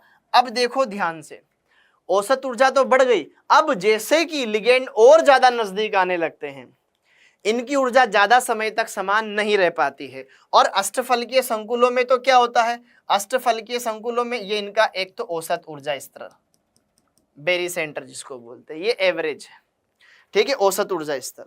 अब इसमें से क्या होता है कि 2 कक्षक dx² -y² dz², वो अक्षों के अनुदिश होते हैं और लिगेंड भी अक्षों के अनुदिश आते हैं। ये केंद्रीय धातु आयन, उसके आसपास जो लिगेंड आएगा, एक ऊपर से आएगा तो एक नीचे से आएगा, एक दाएं से आएगा, ठीक है, एक दाएं से आएगा तो एक बाएं से आएगा, एक लेफ्ट, मतलब इस तरीके से सब दिशाओं से ये लिगेंड इसको घेर लेंगे, सब दिशाओं से लिगेंड इसको घेर लेंगे। अष्टफल की ज्यामिति आपकी प्राप्त हो जाएगी। ऊपर नीचे आगे पीछे दाएं बाएं सब तरीके से लिगेंड इसको घेर लेंगे। और इन लिगेंडों के आने की दिशा होती है अक्षों के अनुदिश। तो यहाँ पर जो 5 डी कक्षक होते हैं उसमें से 2 डी कक्षक dx² -y² और dz², इनकी ऊर्जा बढ़ जाती है, जबकि 3 डी कक्षक इनकी ऊर्जा घट जाती है। dxy हो गया, dyz हो गया, dzx हो गया, ठीक है। ऊपर गैप ज्यादा रखा है, नीचे गैप कम रखा है, उसका रीजन भी मैं अभी आपको एक्सप्लेन करूंगा। और इन 2-3 कक्षकों वाला सेट ये कहलाता है T2G कक्षक, T2G कक्षक। और 2 कक्षकों वाला सेट ये कहलाता है EG कक्षक, हाँ या ना। और इनके बीच का ऊर्जा अंतराल ये कहलाता है डेल्टा। एनर्जी डिफरेंस ओ मतलब ऑक्टाहेड्रल अष्टफलकीय संकुलों के लिए। अब देखो टोटल कक्षक कितने 5 है, ये कक्षक इनकी ऊर्जा बढ़ गई तो प्लस में हो गई, ठीक है। टोटल कितने कक्षक थे 5, कितने थे, अब इनकी ऊर्जा कितनी बढ़ेगी, देखो ये एवरेज एनर्जी, तो इन दोनों का एवरेज इतना ही रहना चाहिए। तो इनकी ऊर्जा बढ़ गई जितनी इन्होंने त्याग दी, कितनों ने त्यागी 3 ने, तो प्लस 3/5, ठीक है। तो प्लस 0.6 ये आ जाएगी डेल्टा ओ। और ये नीचे आ गई, इनकी ऊर्जा घट गई 2/5, 5 कक्षकों में से 2 के बराबर इन्होंने ऊर्जा रिलीज कर दी, तो ये आ जाएगा माइनस का 0.4 इस प्रकार से। तो इस प्रकार से इनमें विपाटन देखने को मिलता है, बाकी हमने देखा ही। तो मेन मोटा मोटा क्या सीन होता है ये हमने इसके अंदर देख लिया, T2G कक्षक, EG कक्षक। अब निम्न चक्रण उच्च चक्रण संकुल वो आप समझो ध्यान से। अगर प्रबल लिगेंड है, प्रबल लिगेंड है, प्रबल लिगेंड है, तो भाई प्रबल लिगेंड के केस में क्या होगा, जैसे कि आपने डी कक्षक के अंदर 5 इलेक्ट्रॉन है, 1 2 3 4 5, सपोज करो 1 इलेक्ट्रॉन है, पहला इलेक्ट्रॉन तो नीचे जाएगा, हुंड के नियम भाई, नॉर्मल केस, कम ऊर्जा वाले में फिर ज्यादा ऊर्जा, पहला इलेक्ट्रॉन नीचे, दूसरा भी नीचे, तीसरा भी नीचे। अब 4 इलेक्ट्रॉन है, अब चौथा इलेक्ट्रॉन ऊपर भी जा सकता है, नीचे भी जा सकता है, लेकिन अगर लिगेंड प्रबल है तो चौथा पहले नीचे जाएगा, तो निम्न वाला संकरण। 5वां है तो 5वां भी नीचे, छठा भी नीचे, क्योंकि नीचे 6 इलेक्ट्रॉन मैक्सिमम आ सकते हैं। कितने आ सकते हैं, 6 इलेक्ट्रॉन नीचे आ सकते हैं। तो अगर हमारा लिगेंड कैसा होता, प्रबल, तो प्रबल के केस में क्या होता है, इलेक्ट्रॉन लोअर एनर्जी लेवल पे ही रह जाते हैं। तो इस केस में मैंने आपको इसलिए बताया था कि यहां पर निम्न चक्रण संकुल बनता है, क्योंकि प्रबल लिगेंड हुंड के नियम की पालना नहीं करवाएंगे, पहले नीचे में ही सारे भर जाएंगे, फिर उसके बाद ऊपर वाले में चले जाएंगे। डन डन, निम्न चक्रण संकुल।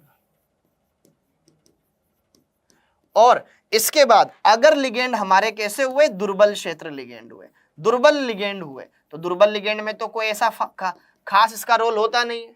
दुर्बल लिगेंड के केस में तो ऐसा कोई खास रोल होता नहीं है, वहां तो नॉर्मल तरीके से हम बढ़ते हैं, इसलिए फिर मैंने वहां पर आपको लिखाया कि प्रबल लिगेंड होते हैं, प्रबल उच्च चक्रण संकुल बनते हैं।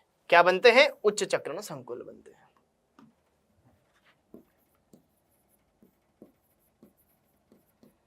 उच्च चक्रण संकुल बनता है। क्या मेरी बात क्लियर है, क्या मेरी बात क्लियर है, ये सारी की सारी बातें हमने देखी, बढ़िया से क्लियर करी।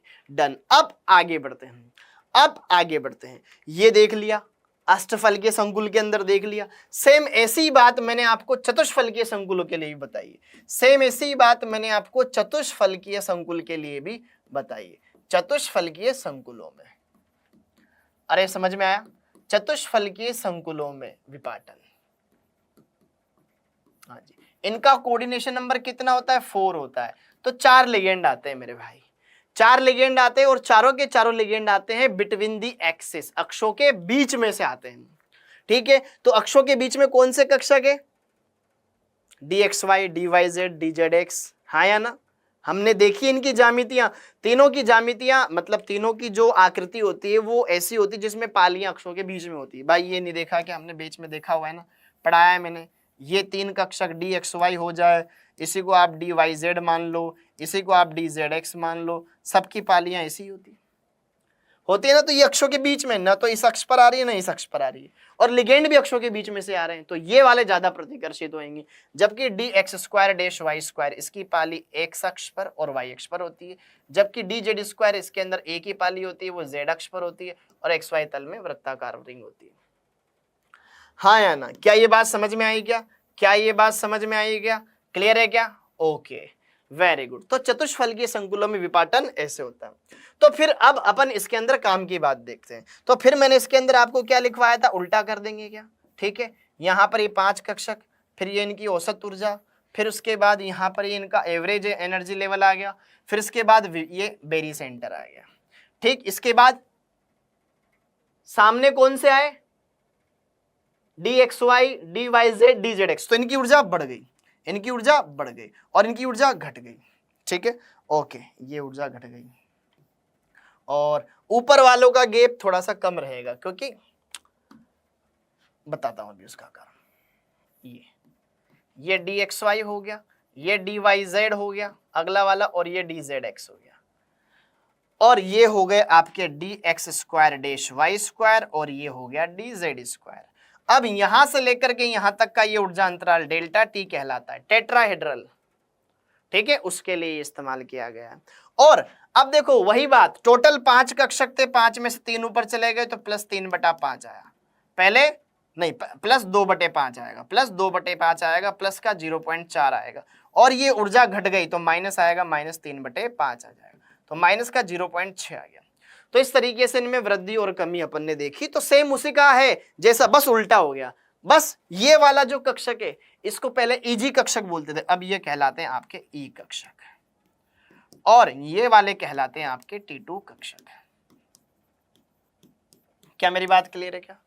क्या हम अच्छे तरीके से इन चीजों को देख सकते हैं? तो हमने अष्टफलकीय संकुलों में भी देखा, चतुष्फलकीय संकुलों में भी देखा प्यारे बच्चों, और इसके बाद फिर मैंने आपको क्या पढ़ाया था? क्रिस्टल क्षेत्र विपाटन ऊर्जा की गणना करना कैसे होता है। टोटल नंबर ऑफ इलेक्ट्रॉन नीचे कितने प्लस ऊपर कितने, दोनों को इस संख्या से गुणा कर देंगे, नीचे वाले को ऊपर वाले को इससे गुणा करके जोड़ देंगे, उस तरीके से कर लेते हैं, हाँ या ना। और यहां पर उसका उल्टा कर देंगे। अच्छा, इनके अंदर मैंने कुछ खास बातें भी ये बताई थी कि अष्टफलकीय संकुलों में तो डिपेंड करता है लिगेंड के ऊपर कि प्रबल क्षेत्र लिगेंड मतलब निम्न चक्रण संकुल बनेगा या उच्च चक्रण संकुल बनेगा, और युग्मन ऊर्जा वाला कॉन्सेप्ट भी बताया था, बीच में जरूर देखना। और उसके अलावा चतुष्फलकीय संकुल में लिगेंड मैटर ही नहीं करता, हमेशा उच्च चक्रण संकुल बनते हैं, क्योंकि लिगेंडों की संख्या कम है। लिगेंडों की संख्या कम है तो विपाटन कम होता है, इलेक्ट्रॉन ऊपर चला जाएगा, युग्मन होने के बजाय वो ऊपर जाना पसंद करेगा, ठीक है। तो यहां पर चतुष्फलकीय संकुल मैंने बताया आपको, चतुष्फलकीय संकुल सदैव उच्च चक्रण संकुल होते हैं, उच्च चक्रण संकुल होते हैं, ये हमने देखा। डन। फिर उसके बाद हमने CFSE पहले CFSE देख लेते हैं, ठीक है। CFSE की गणना, CFSE की गणना, क्रिस्टल क्षेत्र विपाटन ऊर्जा। क्रिस्टल क्षेत्र विपाटन ऊर्जा सबसे पहले अगर हम देखें 4 octahedral complex, 4 octahedral complex, octahedral complex अष्टफलकीय संकुलों के लिए। तो CFSE की अगर मैं कैलकुलेशन देखूं, CFSE, तो देखो नीचे कौन से कक्षक थे? T2G कक्षक थे, उसमें जितने भी इलेक्ट्रॉन है उसको किससे गुणा करना था? -0.4 से, और ऊपर जितने भी इलेक्ट्रॉन थे उसको 0.6 से गुणा करना था प्लस का, तो नीचे आ जाएगा माइनस का 0.4 into T2G electron into T2G electron into T2G electron plus का 0.6 इंटू EG इलेक्ट्रॉन, ये आ जाएगा। क्या क्लियर है क्या? और बाहर डेल्टा O आ जाता था ऑक्टाहेड्रल के लिए, और N इंटू P, N क्या था? युग्मों की संख्या। ये फॉर्मूला था, जहां T2G ये तो समझ में आएगा, N है यहां पर इलेक्ट्रॉन युग्मों की संख्या, इलेक्ट्रॉनों के जोड़ों की संख्या, इलेक्ट्रॉन युग्मों की संख्या, और P क्या था? युग्मन ऊर्जा, पेयरिंग एनर्जी, युग्मन ऊर्जा। हाँ, सेम ऐसा ही फॉर्मूला हमने किसके लिए देखा? 4 टेट्राहेड्रल, 4 टेट्राहेड्रल, 4 टेट्राहेड्रल कॉम्प्लेक्स, क्या उनके लिए भी देखा था हमने? बस क्या होता था फॉर्मूले में, सब ऊपर नीचे हो जाता था, कि यहां पर क्या है सर, ये माइनस का था, ये प्लस का, बस वो उल्टा कर देना था, और वो फॉर्मूला भी हमने कवर कर लिया। देखो भाई, अच्छे से रिवाइज करोगे तो मजा आएगा, नहीं करोगे तो कुछ मजा नहीं आएगा, समझ गया ना? ओके, तो यहाँ पर ये माइनस हो जाएगा, माइनस का 0.6, नीचे कौन से कक्षक होते थे? ई कक्षक, -0.6 into E electrons plus 0.4 into T2 electrons, ठीक है, डेल्टा T, ठीक है, प्लस ये सेम NP आ जाएगा, ये आ गए। तो दोनों के लिए हमने यहाँ पर ये CFSE की गणना वाले फॉर्मूले लिख लिए, और क्लास में पे मैंने आपको वो भी करवाए, एग्जाम्पल भी करवाए, देख सकते हो आप। फिर ये देख लिया, अब CFSE कौन कौन से कारकों पे डिपेंड करती है, या क्या क्या फैक्टर है, कितना विपाटन होगा, कितना कम होगा, देखते हैं। CFT में विपाटन को प्रभावित करने वाले कारक, विपाटन, ठीक है, कब ज्यादा होगा कब कम होगा। विपाटन को लिगेंड की सामर्थ्य, अरे अगर लिगेंड प्रबल है तो ज्यादा विपाटन करेगा, विपाटन ज्यादा होगा CFAC ज्यादा होगा। CFAC is more in case of strong field ligand as compare to weak field ligand. अगर प्रबल लिगेंड है तो विपाटन ज्यादा होगा, प्रबल लिगेंड है तो इलेक्ट्रॉन नीचे रहना पसंद कर जाएंगे, निम्न चक्रण संकुल बन जाएंगे। केंद्रीय धातु आयन की ऑक्सीकरण अवस्था, केंद्रीय धातु आयन पे चार्ज जितना ज्यादा आएगा ना, जेड इफेक्ट ज्यादा आएगा, वो लिगेंडों को अपनी तरफ उतना ज्यादा अट्रैक्ट करेगा, अट्रैक्ट ज्यादा करेगा तो फिर प्रतिकर्षण इलेक्ट्रॉन इलेक्ट्रॉन में ज्यादा हो जाएगा, तो विपाटन ज्यादा हो जाएगा। तो यहां पर CFAC is directly proportional to oxidation state of central atom. ठीक है, अगला संक्रमण श्रेणी, कि आपका जो केंद्रीय परमाणु है वो कौन सी श्रेणी का है, 3D श्रेणी का है, 4D श्रेणी का है या 5D श्रेणी का है। 5D श्रेणी ऊपर से नीचे चलने पर जेड इफेक्ट डी ब्लॉक के अंदर बढ़ जाता है। रीजन क्या है, लेंथेनाइड संकुचन, वो लगने की वजह से क्या होता है, उनका जेड इफेक्ट बढ़ जाता है। अदरवाइज तो ऊपर नीचे आने पर जेड इफेक्ट कांस्टेंट रहता है, लेकिन डी ब्लॉक के अंदर स्पेशली 5D श्रेणी की CFAC सबसे ज्यादा होती है, फिर 4D की, फिर 3D की। 5D 4D के लिए तो सब स्ट्रॉन्ग फील्ड लिगेंड की तरह व्यवहार करते हैं, चाहे वो हेलोजन हो कोई भी हो। डन। ज्यामितियों, लिगेंडो की संख्या, यस यस यस यस, लिगेंडो की संख्या मैटर करती है। अष्टफलकीय संकुल में 6 लिगेंड आते हैं, चतुष्फलकीय में 4 ही आते हैं, और ज्यामिति भी मैटर करती है। ठीक है, स्क्वायर प्लेनर कॉम्प्लेक्स, वर्गाकार समतलीय, भले लिगेंड कम है लेकिन ये अष्टफलकीय संकुल से मिलती जुलती आकृति है। ठीक है, ये डेल्टा O चतुष्फल, ये डेल्टा T चतुष्फलकीय, और इनके बीच में संबंध डेल्टा डेल्टा डेल्टा T बराबर होता है 4/9 डेल्टा O, ये संबंध होता है। ओके, और यहां पर delta SQ square planar complex 1.33 times होता है डेल्टा O का।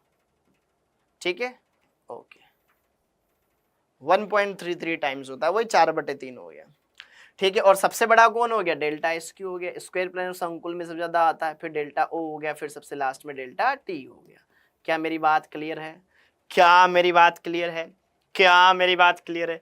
तो इस तरीके से आप इनके अंदर सारी बातें देख सकते हैं, अच्छे से क्लियर कर सकते हैं। अब इसके बाद हमने क्या देखा, क्रिस्टल क्षेत्र सिद्धांत के अनुप्रयोग देखे कि भैया इस सिद्धांत के क्या क्या अनुप्रयोग है, कैसे ये सिद्धांत लगता है, कैसे ही नहीं लगता है, इसके बारे में हम बात करें। तो क्रिस्टल क्षेत्र सिद्धांत के अनुप्रयोग, एप्लीकेशन, अगर हम बात करें क्रिस्टल क्षेत्र सिद्धांत के, तो इसके एप्लीकेशन, जैसे कि इससे चुंबकत्व की व्याख्या हो सकती है, म्यू ज्ञात कर सकते हैं, रंगों की व्याख्या कर सकते हैं हम संकुलों के। ठीक है, ओके, तो यहाँ पर संकुल योगी की ज्यामिति का निर्धारण कि वह संकुल अंतःकक्षक संकुल है या बाह्य कक्षक संकुल है। अंतःकक्षक का मतलब है निम्न कक्षक, निम्न चक्रण से, और बाह्य का मतलब है उच्च चक्रण संकुल से। ये डिसाइड करना हमारे लिए काफी ज्यादा इंपॉर्टेंट है। अगली बात, चुंबकत्व की गणना, चुंबकत्व के मान की गणना प्यारे बच्चों हम म्यू वाले फॉर्मूले से करते हैं ना, बताया मैंने, म्यू बराबर होता था n × n+2 Bohr magnetron. n के मान के आधार पर हम कर सकते हैं, n क्या होता था, अयुग्मित इलेक्ट्रॉनों की संख्या, और इसी सूत्र को हम लगभग n.8 बोहर मैग्नेट्रॉन भी कह सकते हैं। ठीक है, डन। हाँ, जहां n क्या होता है, अयुग्मित इलेक्ट्रॉन, जहां n क्या होता था, अयुग्मित इलेक्ट्रॉनों की संख्या, अयुग्मित इलेक्ट्रॉन। डन, उस फॉर्मूले में रख करके वैल्यू निकाल सकते हैं। और अगला, संकुल यौगिकों के रंग की व्याख्या, संकुल यौगिकों के रंग की व्याख्या, रंग की व्याख्या करने के लिए मैंने आपको समझाया था डी संक्रमण, संकरण नहीं, डी संक्रमण, कि कैसे एक लोअर एनर्जी वाले डी कक्षक से इलेक्ट्रॉन निकल करके अपर एनर्जी वाले में जाता था, एक डी कक्षक से ऊपर वाले में। ठीक है, T2G से EG में संकरण, जैसे कि देखो ध्यान से ये, हाँ जी, संकुल यौगिकों का रंग गुणधर्म, संकुलों में रंग का कारण होता है डी संक्रमण, कि जैसे कि मान लो ग्राउंड स्टेट में इलेक्ट्रॉन T2G में, T2G1 EG0, तो ये इलेक्ट्रॉन नीचे है, अब एनर्जी जैसे इसको मिली तो ये इलेक्ट्रॉन क्या कर रहा है, एनर्जी एक्सेप्ट करके ऊपर चला जा रहा है और ऊपर आ गया। अब ऊपर जाने के बाद इसकी एनर्जी बढ़ गई, ऊपर तो एनर्जी क्या हो जाएगी, ज्यादा, तो फिर ये इलेक्ट्रॉन नीचे आ जाएगा और फिर एनर्जी को रिलीज कर देगा। क्या मेरी बात क्लियर है। तो यहां पर ये ऊर्जा निकाल देगा इन टर्म्स ऑफ फोटोन। फोटोनों के रूप में ये ऊर्जा रिलीज कर देता है और फिर कलर देता है।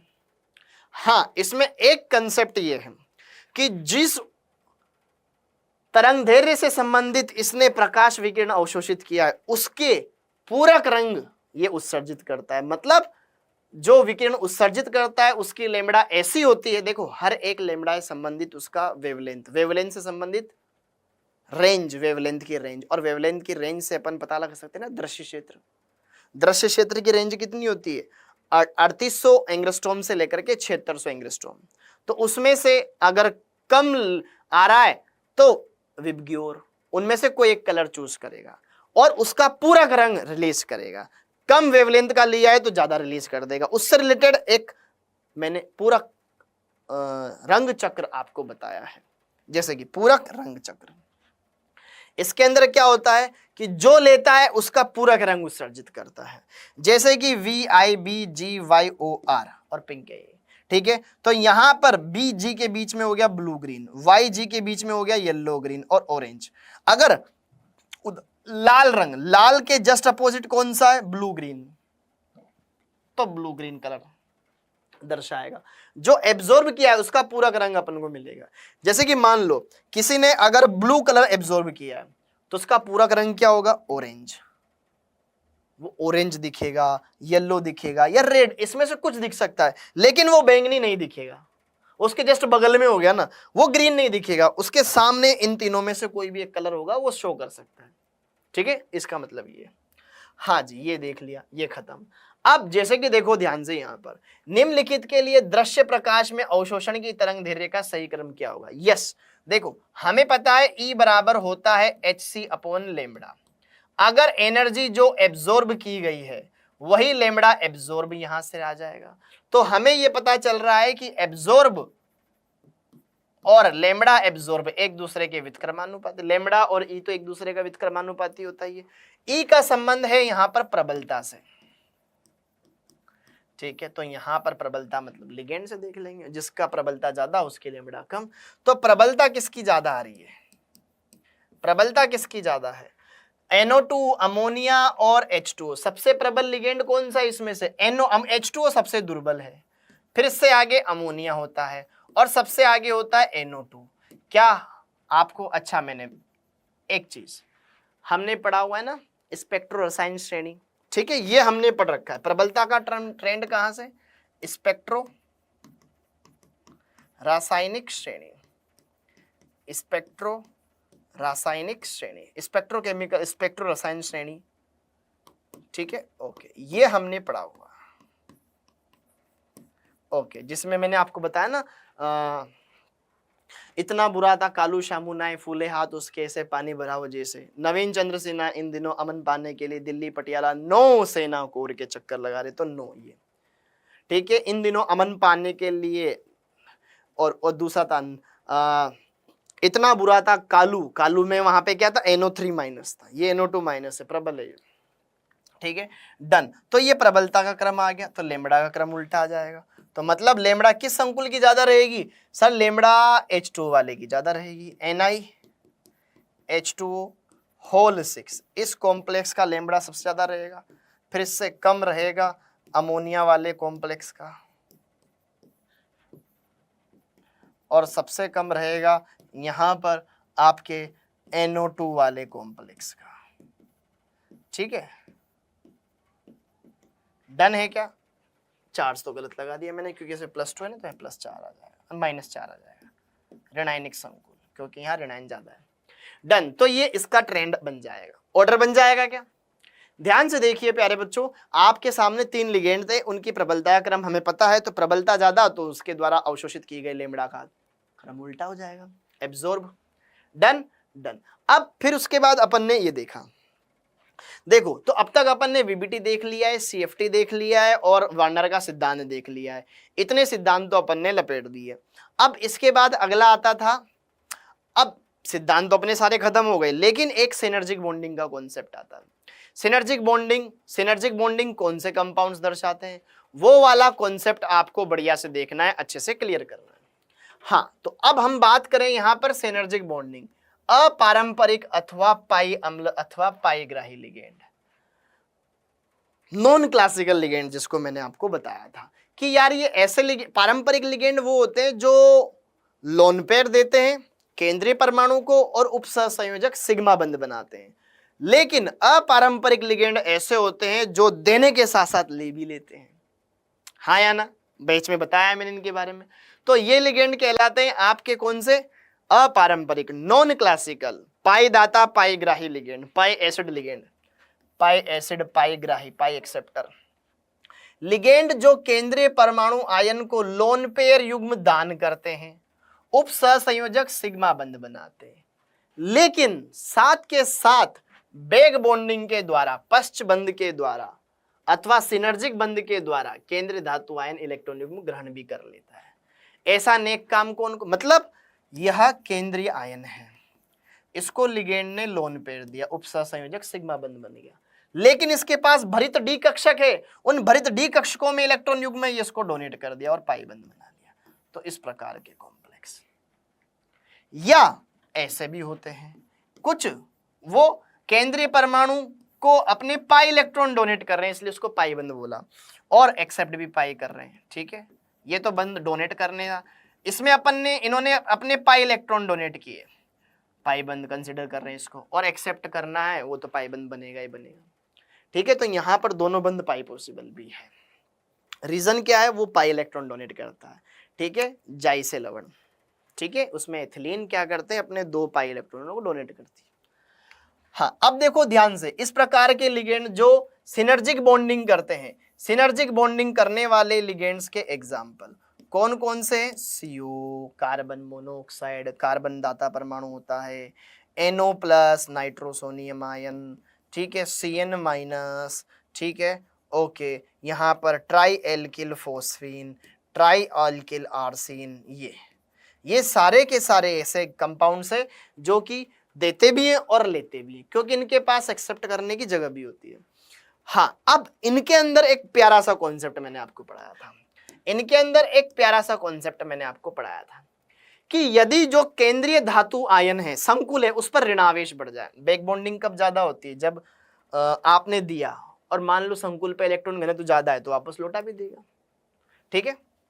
तो यहां पर यदि इलेक्ट्रॉन घनत्व बढ़ता है, इलेक्ट्रॉन घनत्व बढ़ रहा है, तो उसकी लौटाने की प्रवृत्ति भी रहेगी, तो सिनर्जिक बंधन बढ़ेगा, सिनर्जिक बंधन बढ़ेगा, बढ़ जाएगा, सिनर्जिक बंधन बढ़ जाएगा। अब सिनर्जिक बंधन बढ़ गया तो क्या हो जाएगा, बैक बॉन्डिंग बढ़ गई, बैक बॉन्डिंग बढ़ गई तो इसका सीधा सीधा सीधा सीधा क्या हो गया, बैक बॉन्डिंग बढ़ गई तो मेटल कार्बन बंध सामर्थ्य घट जाएगी, बंध सामर्थ्य वीक पड़ जाएगी, ये सामर्थ्य वीक पड़ गई तो इनके मेटल कार्बन, अच्छा मेटल कार्बन की बंध सामर्थ्य बढ़ गई ना भाई, डबल बॉन्ड बन गया, सिंगल बॉन्ड से द्विबंध के लक्षण आ गए, ये बंध सामर्थ्य बढ़ गई तो मेटल कार्बन बंध लंबाई घट जाएगी, बंध लंबाई घट जाएगी, ये हो गया। और इसकी वजह से कार्बन ऑक्सीजन बंध सामर्थ्य, कार्बन ऑक्सीजन बंध सामर्थ्य जो ट्रिपल बॉन्ड था, ये बंध सामर्थ्य कमजोर पड़ जाएगी, कमजोर पड़ जाएगी और कार्बन ऑक्सीजन बंध लंबाई फिर बढ़ जाएगी। क्या मेरी बात क्लियर है? तो इस तरह से यहां पर यह सिनर्जिक बॉन्डिंग चलती है। इससे रिलेटेड मैंने क्वेश्चंस आपको बीच में करवा रखे, इंपॉर्टेंट है, बढ़िया से अच्छे से ध्यान रखिएगा। अब ये पार्ट भी खत्म हुआ, सिनर्जिक बॉन्डिंग के कॉन्सेप्ट ये मैंने आपको बताई दिए अभी, ठीक है, ओके। अब इसके बाद आता है अगला टॉपिक जो कि है संकुलों में समावयवता। अब 3 टॉपिक बचे हुए हैं, संकुल यौगिकों में समावयवता, फिर कार्बधात्विक यौगिक और लास्ट में उपसहसंयोजक यौगिकों के अनुप्रयोग। तो ये 3 चीजें बढ़िया से इनको भी देख लेते हैं। हाँ जी, अगर हम बात करें समावयवता के प्रकार, समावयवता के प्रकार, तो समावयवता क्या होती है सर? 2 या 2 से अधिक यौगिक जिनके अणुसूत्र समान हो लेकिन उनके गुण भिन्न भिन्न है, वे यौगिक समावयवी कहलाते हैं और यह समावयवता कहलाता है। उपसहसंयोजक यौगिक भी समावयवता दर्शाते हैं, जबकि यह समावयवता तो कार्बनिक यौगिकों में पाई जाती है, क्योंकि उपसहसंयोजक यौगिकों में उपसहसंयोजक बंध बनता है जो कि दिशात्मक प्रवृत्ति का होता है, इसलिए इनके अंदर हम दिशा के आधार पर अलग अलग पोजीशन बता सकते हैं। ठीक है, तो इस वजह से ये संरचनात्मक, ये समावयवता भी दर्शाते हैं। समावयवता दो प्रकार की होती है, एक होती संरचनात्मक और एक होती त्रिविम। स्ट्रक्चरल में चार पार्ट होते हैं जनरली। एक होता है पहला आयनन समावयवता। आयनन समावयवता में क्या होता है, जटिल के अंदर और प्रति आयन इनके बीच में आयनों का एक्सचेंज होता है। ठीक है, आयनों के एक्सचेंज से अंदर बाहर। हाइड्रेट, अंदर का आयन मतलब जल और आयन का एक्सचेंज होता है, जल और आयन का एक्सचेंज, अंदर से जल बाहर जाता है, बाहर से आयन अंदर आता है। उपसहसंयोजन, इसमें जटिल धनायन जटिल ऋणायन होता है, दोनों जटिल होते हैं। और संधि या लिंकेज या बंधन समावयवता, इसमें उभयदंतुक लिगेंड होता है। ये चार मेन। और इधर त्रिविम, एक तो ज्योमेट्रिकल आइसोमेरिज्म और एक ऑप्टिकल आइसोमेरिज्म। तो इसके अंदर दो खास पार्ट होते हैं, ज्यामिति और प्रकाशिक। तो वन बाय वन हम एक एक को देखेंगे, बढ़िया से अच्छे से बताइए। तो देखो दोस्तों, सबसे पहले आयनन समावयवता की बात करें संरचनात्मक में, तो आयनन समावयवता किस में देखने को मिलती है। देखो आपको दो उदाहरण देगा, एक कंपाउंड ये है, एक कंपाउंड ये, बताओ ये एक दूसरे के क्या लगते हैं। चेक करो सबसे पहले तो उनके अंदर जितने परमाणु इसमें उतने ही परमाणु उसमें होने चाहिए, अणुसूत्र तो सेम होना चाहिए। ठीक है, जैसे कि देखो ध्यान से, मैं यहाँ पे इस कंपाउंड को, मैंने टॉपिक पढ़ा ही नहीं, बस मैंने इन दोनों एग्जांपल को देखा। कोबाल्ट कोबाल्ट, 5 अमोनिया 5 अमोनिया, एक Br, सल्फेट सल्फेट, सेम अणुसूत्र। बस इसमें Br बाहर है, सल्फेट अंदर, इसमें सल्फेट बाहर हो गया, Br एक्सचेंज हो गया दोनों आपस में, सल्फेट आयन Br आयन से एक्सचेंज हो गया, तो आयनों का जस्ट एक्सचेंज हो गया, तो ये क्या कहला रहा है, आयनन समावयवता। तो समान अणुसूत्र रखने वाले यौगिक परंतु उनके जलीय विलयन में भिन्न भिन्न आयन रहते हैं, आयनन समावयवी कहलाते हैं। पहचानना क्या है, समन्वय मंडल जो होता है और आयन मंडल के मध्य लिगेंडों का विनिमय होता है। जैसे कि देखो ध्यान से, इसके अंदर और इसके अंदर क्या फर्क है। अच्छा, इसके अंदर और इसके अंदर देखो ध्यान से, यहाँ 2 Br 2 Cl अंदर है, यहाँ 2 Br बाहर है, यहाँ पे उल्टा हो गया। यहाँ पर देखो ध्यान से, nitrate ion sulphate ion, nitrate ion बाहर हो गया, सल्फेट आयन अंदर आ गया, तो आयनन समावयवता सिंपल है देखना। हाइड्रेट में क्या होता है, हाइड्रेट जल योजन समावयवता क्या होता है, इसमें से अंदर से जल बाहर जाता है। डन। इस प्रकार की समावयवता संकुल के अंदर जल के अणुओं की संख्या में भिन्नता के कारण आती है। हाइड्रेट, जैसे कि ये मेरे पास एक अणुसूत्र है, इसमें मैंने 3 Cl बाहर निकाल लिए 6, अब एक जल का अणु बाहर भेज दिया, ठीक है, Cl अंदर आ गया, 2 बाहर भेज दिया, 2 Cl अंदर आ गए, तो जल का आयन के साथ एक्सचेंज हो रहा है, दैट्स इट। ये कलर वगैरह ध्यान रखने की कोई जरूरत नहीं है, ठीक है, डन। यह संकुल लिगेंड के समान कार्य करने वाले जल के अणुओं की संख्या के संदर्भ में एक दूसरे से भिन्न है। बंधन या संधि, बंधन या संधि ये कौन दर्शाते हैं, लिंकेज आइसोमेरिज्म, जब उभयदंतुक लिगेंड, जैसे कि साइनाइड हो, साइनेट लिगेंड हो, थायोसाइनेट लिगेंड हो, उस केस में ये होता है। इस प्रकार की समावयवता उभयदंतुक लिगेंड,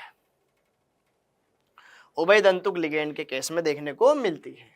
ठीक है, इन लिगेंडों में 2 दाता परमाणु होते हैं, 2 डोनर एटम होते हैं, लेकिन एक समय में केवल एक ही परमाणु संकुल के केंद्रीय धातु परमाणु से जुड़ा होता है।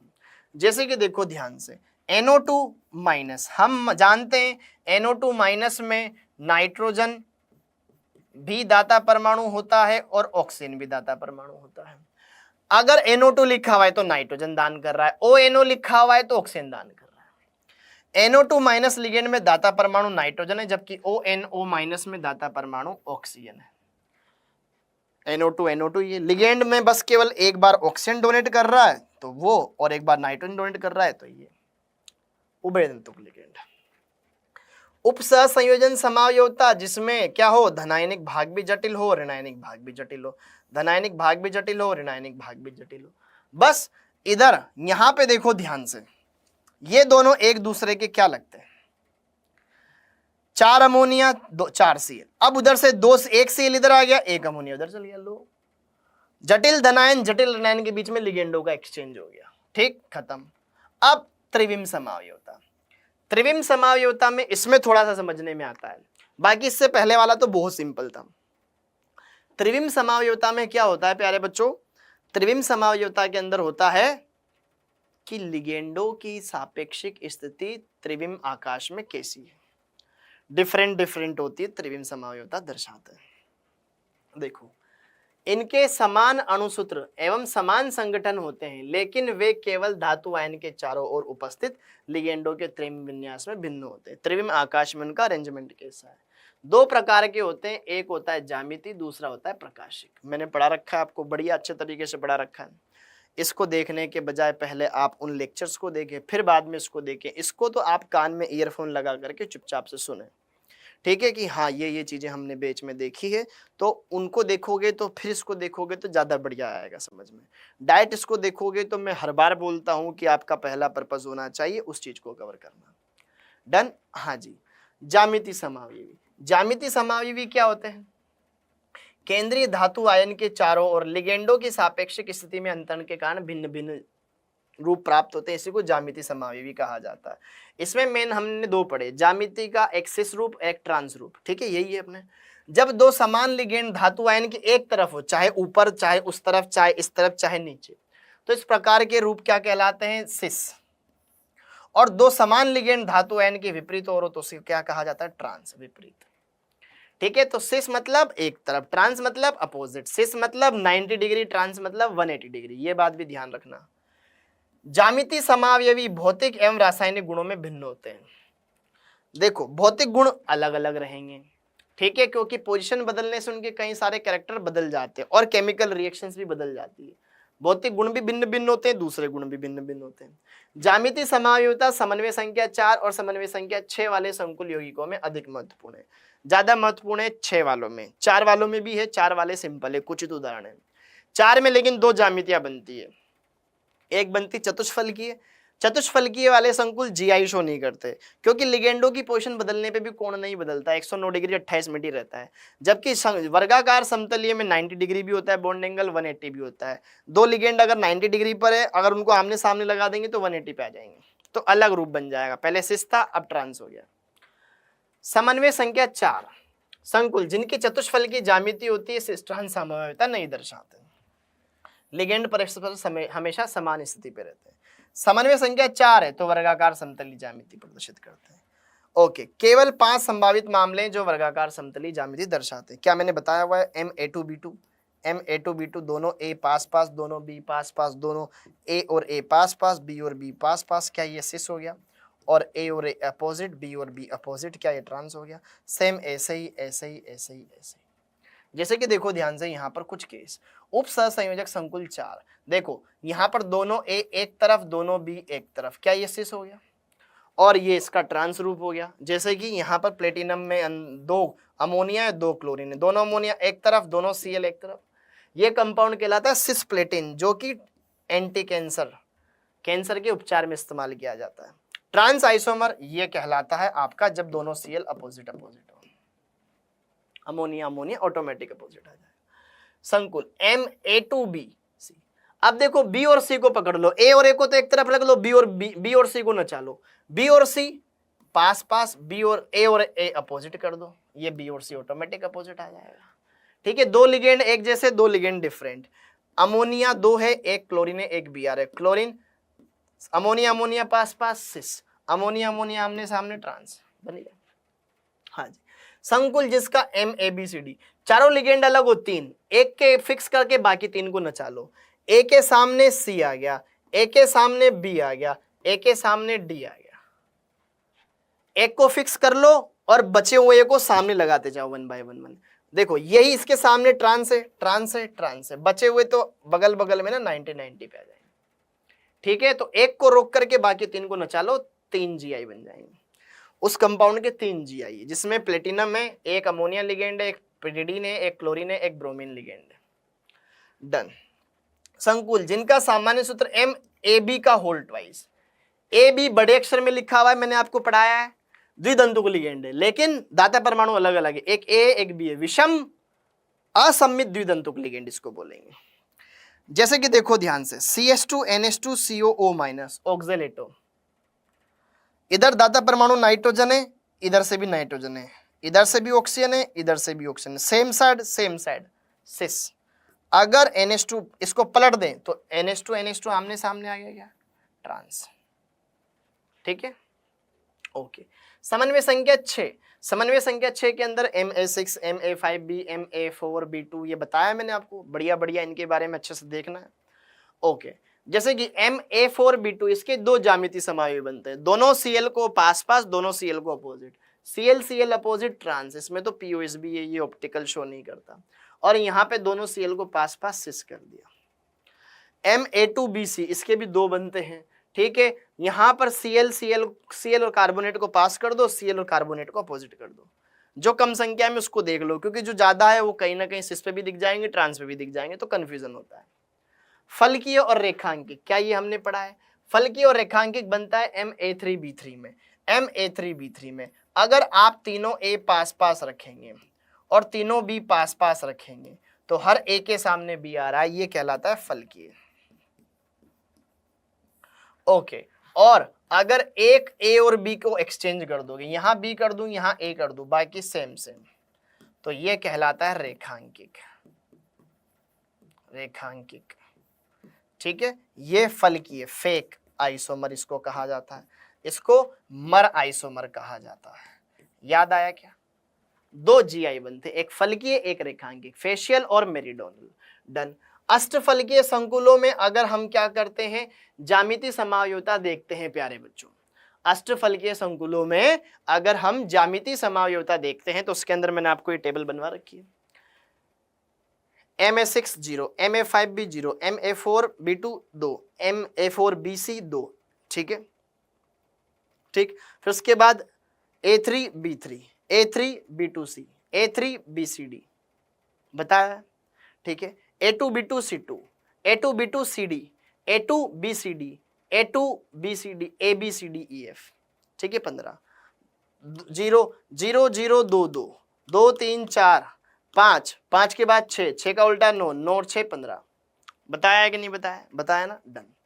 ओके, अब उसके बाद आता है प्रकाशिक समावयवता, ऑप्टिकल आइसोमेरिज्म। ऑप्टिकल आइसोमेरिज्म, तो ऑप्टिकल आइसोमेरिज्म क्या होती है इसके बारे में भी हम बात कर लेते हैं। ऑप्टिकल आइसोमेरिज्म क्या होती है इसके लिए भी हम बात कर लेते हैं कि किस तरीके से ये ऑप्टिकल आइसोमेरिज्म चलती है। यौगिक जो एक दूसरे के दर्पण प्रतिबिंब होते हैं परंतु अध्यारोपित नहीं होते, प्रकाशिक समावयवी कहलाते हैं। क्या बात कही?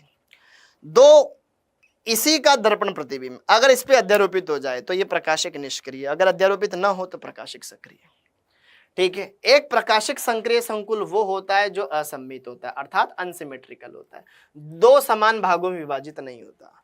संकुल जो समतल ध्रुवित प्रकाश को, पढ़ा है हमने PPL, प्लेन पोलराइज लाइट, ऐसा प्रकाश जिसके सभी कण एक ही तल में कंपन करे, ऐसे ऐसे ऐसे या ऐसे एक ही तल में कंपन करे, तो वो प्रकाश कहलाता है समतल ध्रुवित प्रकाश। अगर कोई विलयन बनाया यौगिक का और उसमें से समतल ध्रुवित प्रकाश गुजारा जाए, अगर उसके तल में परिवर्तन हो जाए दाईं तरफ तो दक्षिण ध्रुवण घूर्णक यौगिक कहलाएगा D, और अगर बाईं तरफ हो जाए तो वाम ध्रुवण घूर्णक यौगिक कहलाएगा L। स्मॉल d को प्लस भी लिखते हैं, स्मॉल l को माइनस भी लिखते हैं। तो अगर बाईं तरफ घूम जाए लेफ्ट साइड तो L हो जाएगा या माइनस हो जाएगा, दाईं तरफ घुमा दे तो D हो जाएगा या प्लस हो जाएगा। इस प्रकार संकुल और इस प्रकार के संकुल जिनकी भौतिक एवं रासायनिक गुण समान होते हैं लेकिन सम्मत समतल ध्रुवित प्रकाश के तल के प्रति भिन्न क्रिया दर्शाते हैं, प्रकाशिक समावयवी कहलाते हैं। ओके, क्लियर है क्या? डन है, डन है, डन, ठीक। अब आगे बढ़ते हैं। D और L प्रकाशिक समावयवी होते हैं। अच्छा, प्रकाशिक सक्रिय यौगिकों के रासायनिक गुण समान होते हैं, भौतिक गुण समान होते हैं या असमान होते हैं। इस वाली लाइन को थोड़ा सा ना अभी ना अपन हटा देंगे, ठीक है, यहाँ पे गलत दे रखा है, क्योंकि देखो ध्यान से, इनके भौतिक गुणों में भी चेंज आ सकता है, रासायनिक गुणों में भी चेंज आ सकता है, क्योंकि दोनों अलग अलग कंपाउंड है। ऑर्गेनिक में आप देखेंगे कि अगर किसी कार्बन का विन्यास अगर R है तो वो अलग तरीके से उत्पाद दे सकता है, डिपेंड करता है कि आप क्रिया किससे करवा रहे हो, ठीक है। इनके भौतिक गुण लगभग सेम, इनके भौतिक गुण समान होते हैं, ऐसा कर सकते हैं अपन, इनके भौतिक गुण समान होते हैं, इनके भौतिक गुण समान होते हैं, रासायनिक गुण समान नहीं होते।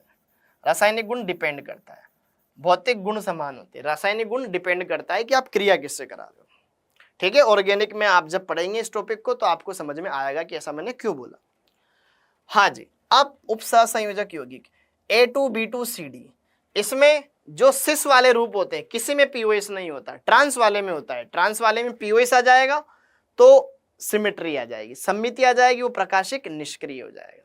तो जिसमें नहीं, तो जैसे कि देखो ध्यान से, अगर सबका सिस बना ले, प्रीडीन प्रीडीन सिस, Cl Cl सिस, अमोनिया अमोनिया सिस, तो इसके सामने इसका दर्पण प्रतिबिंब बनाओगे तो ये सिस है तो ये सिस हो गया, अगर ये डी है तो ये एल हो गया, ठीक है, दर्पण प्रतिबिंब।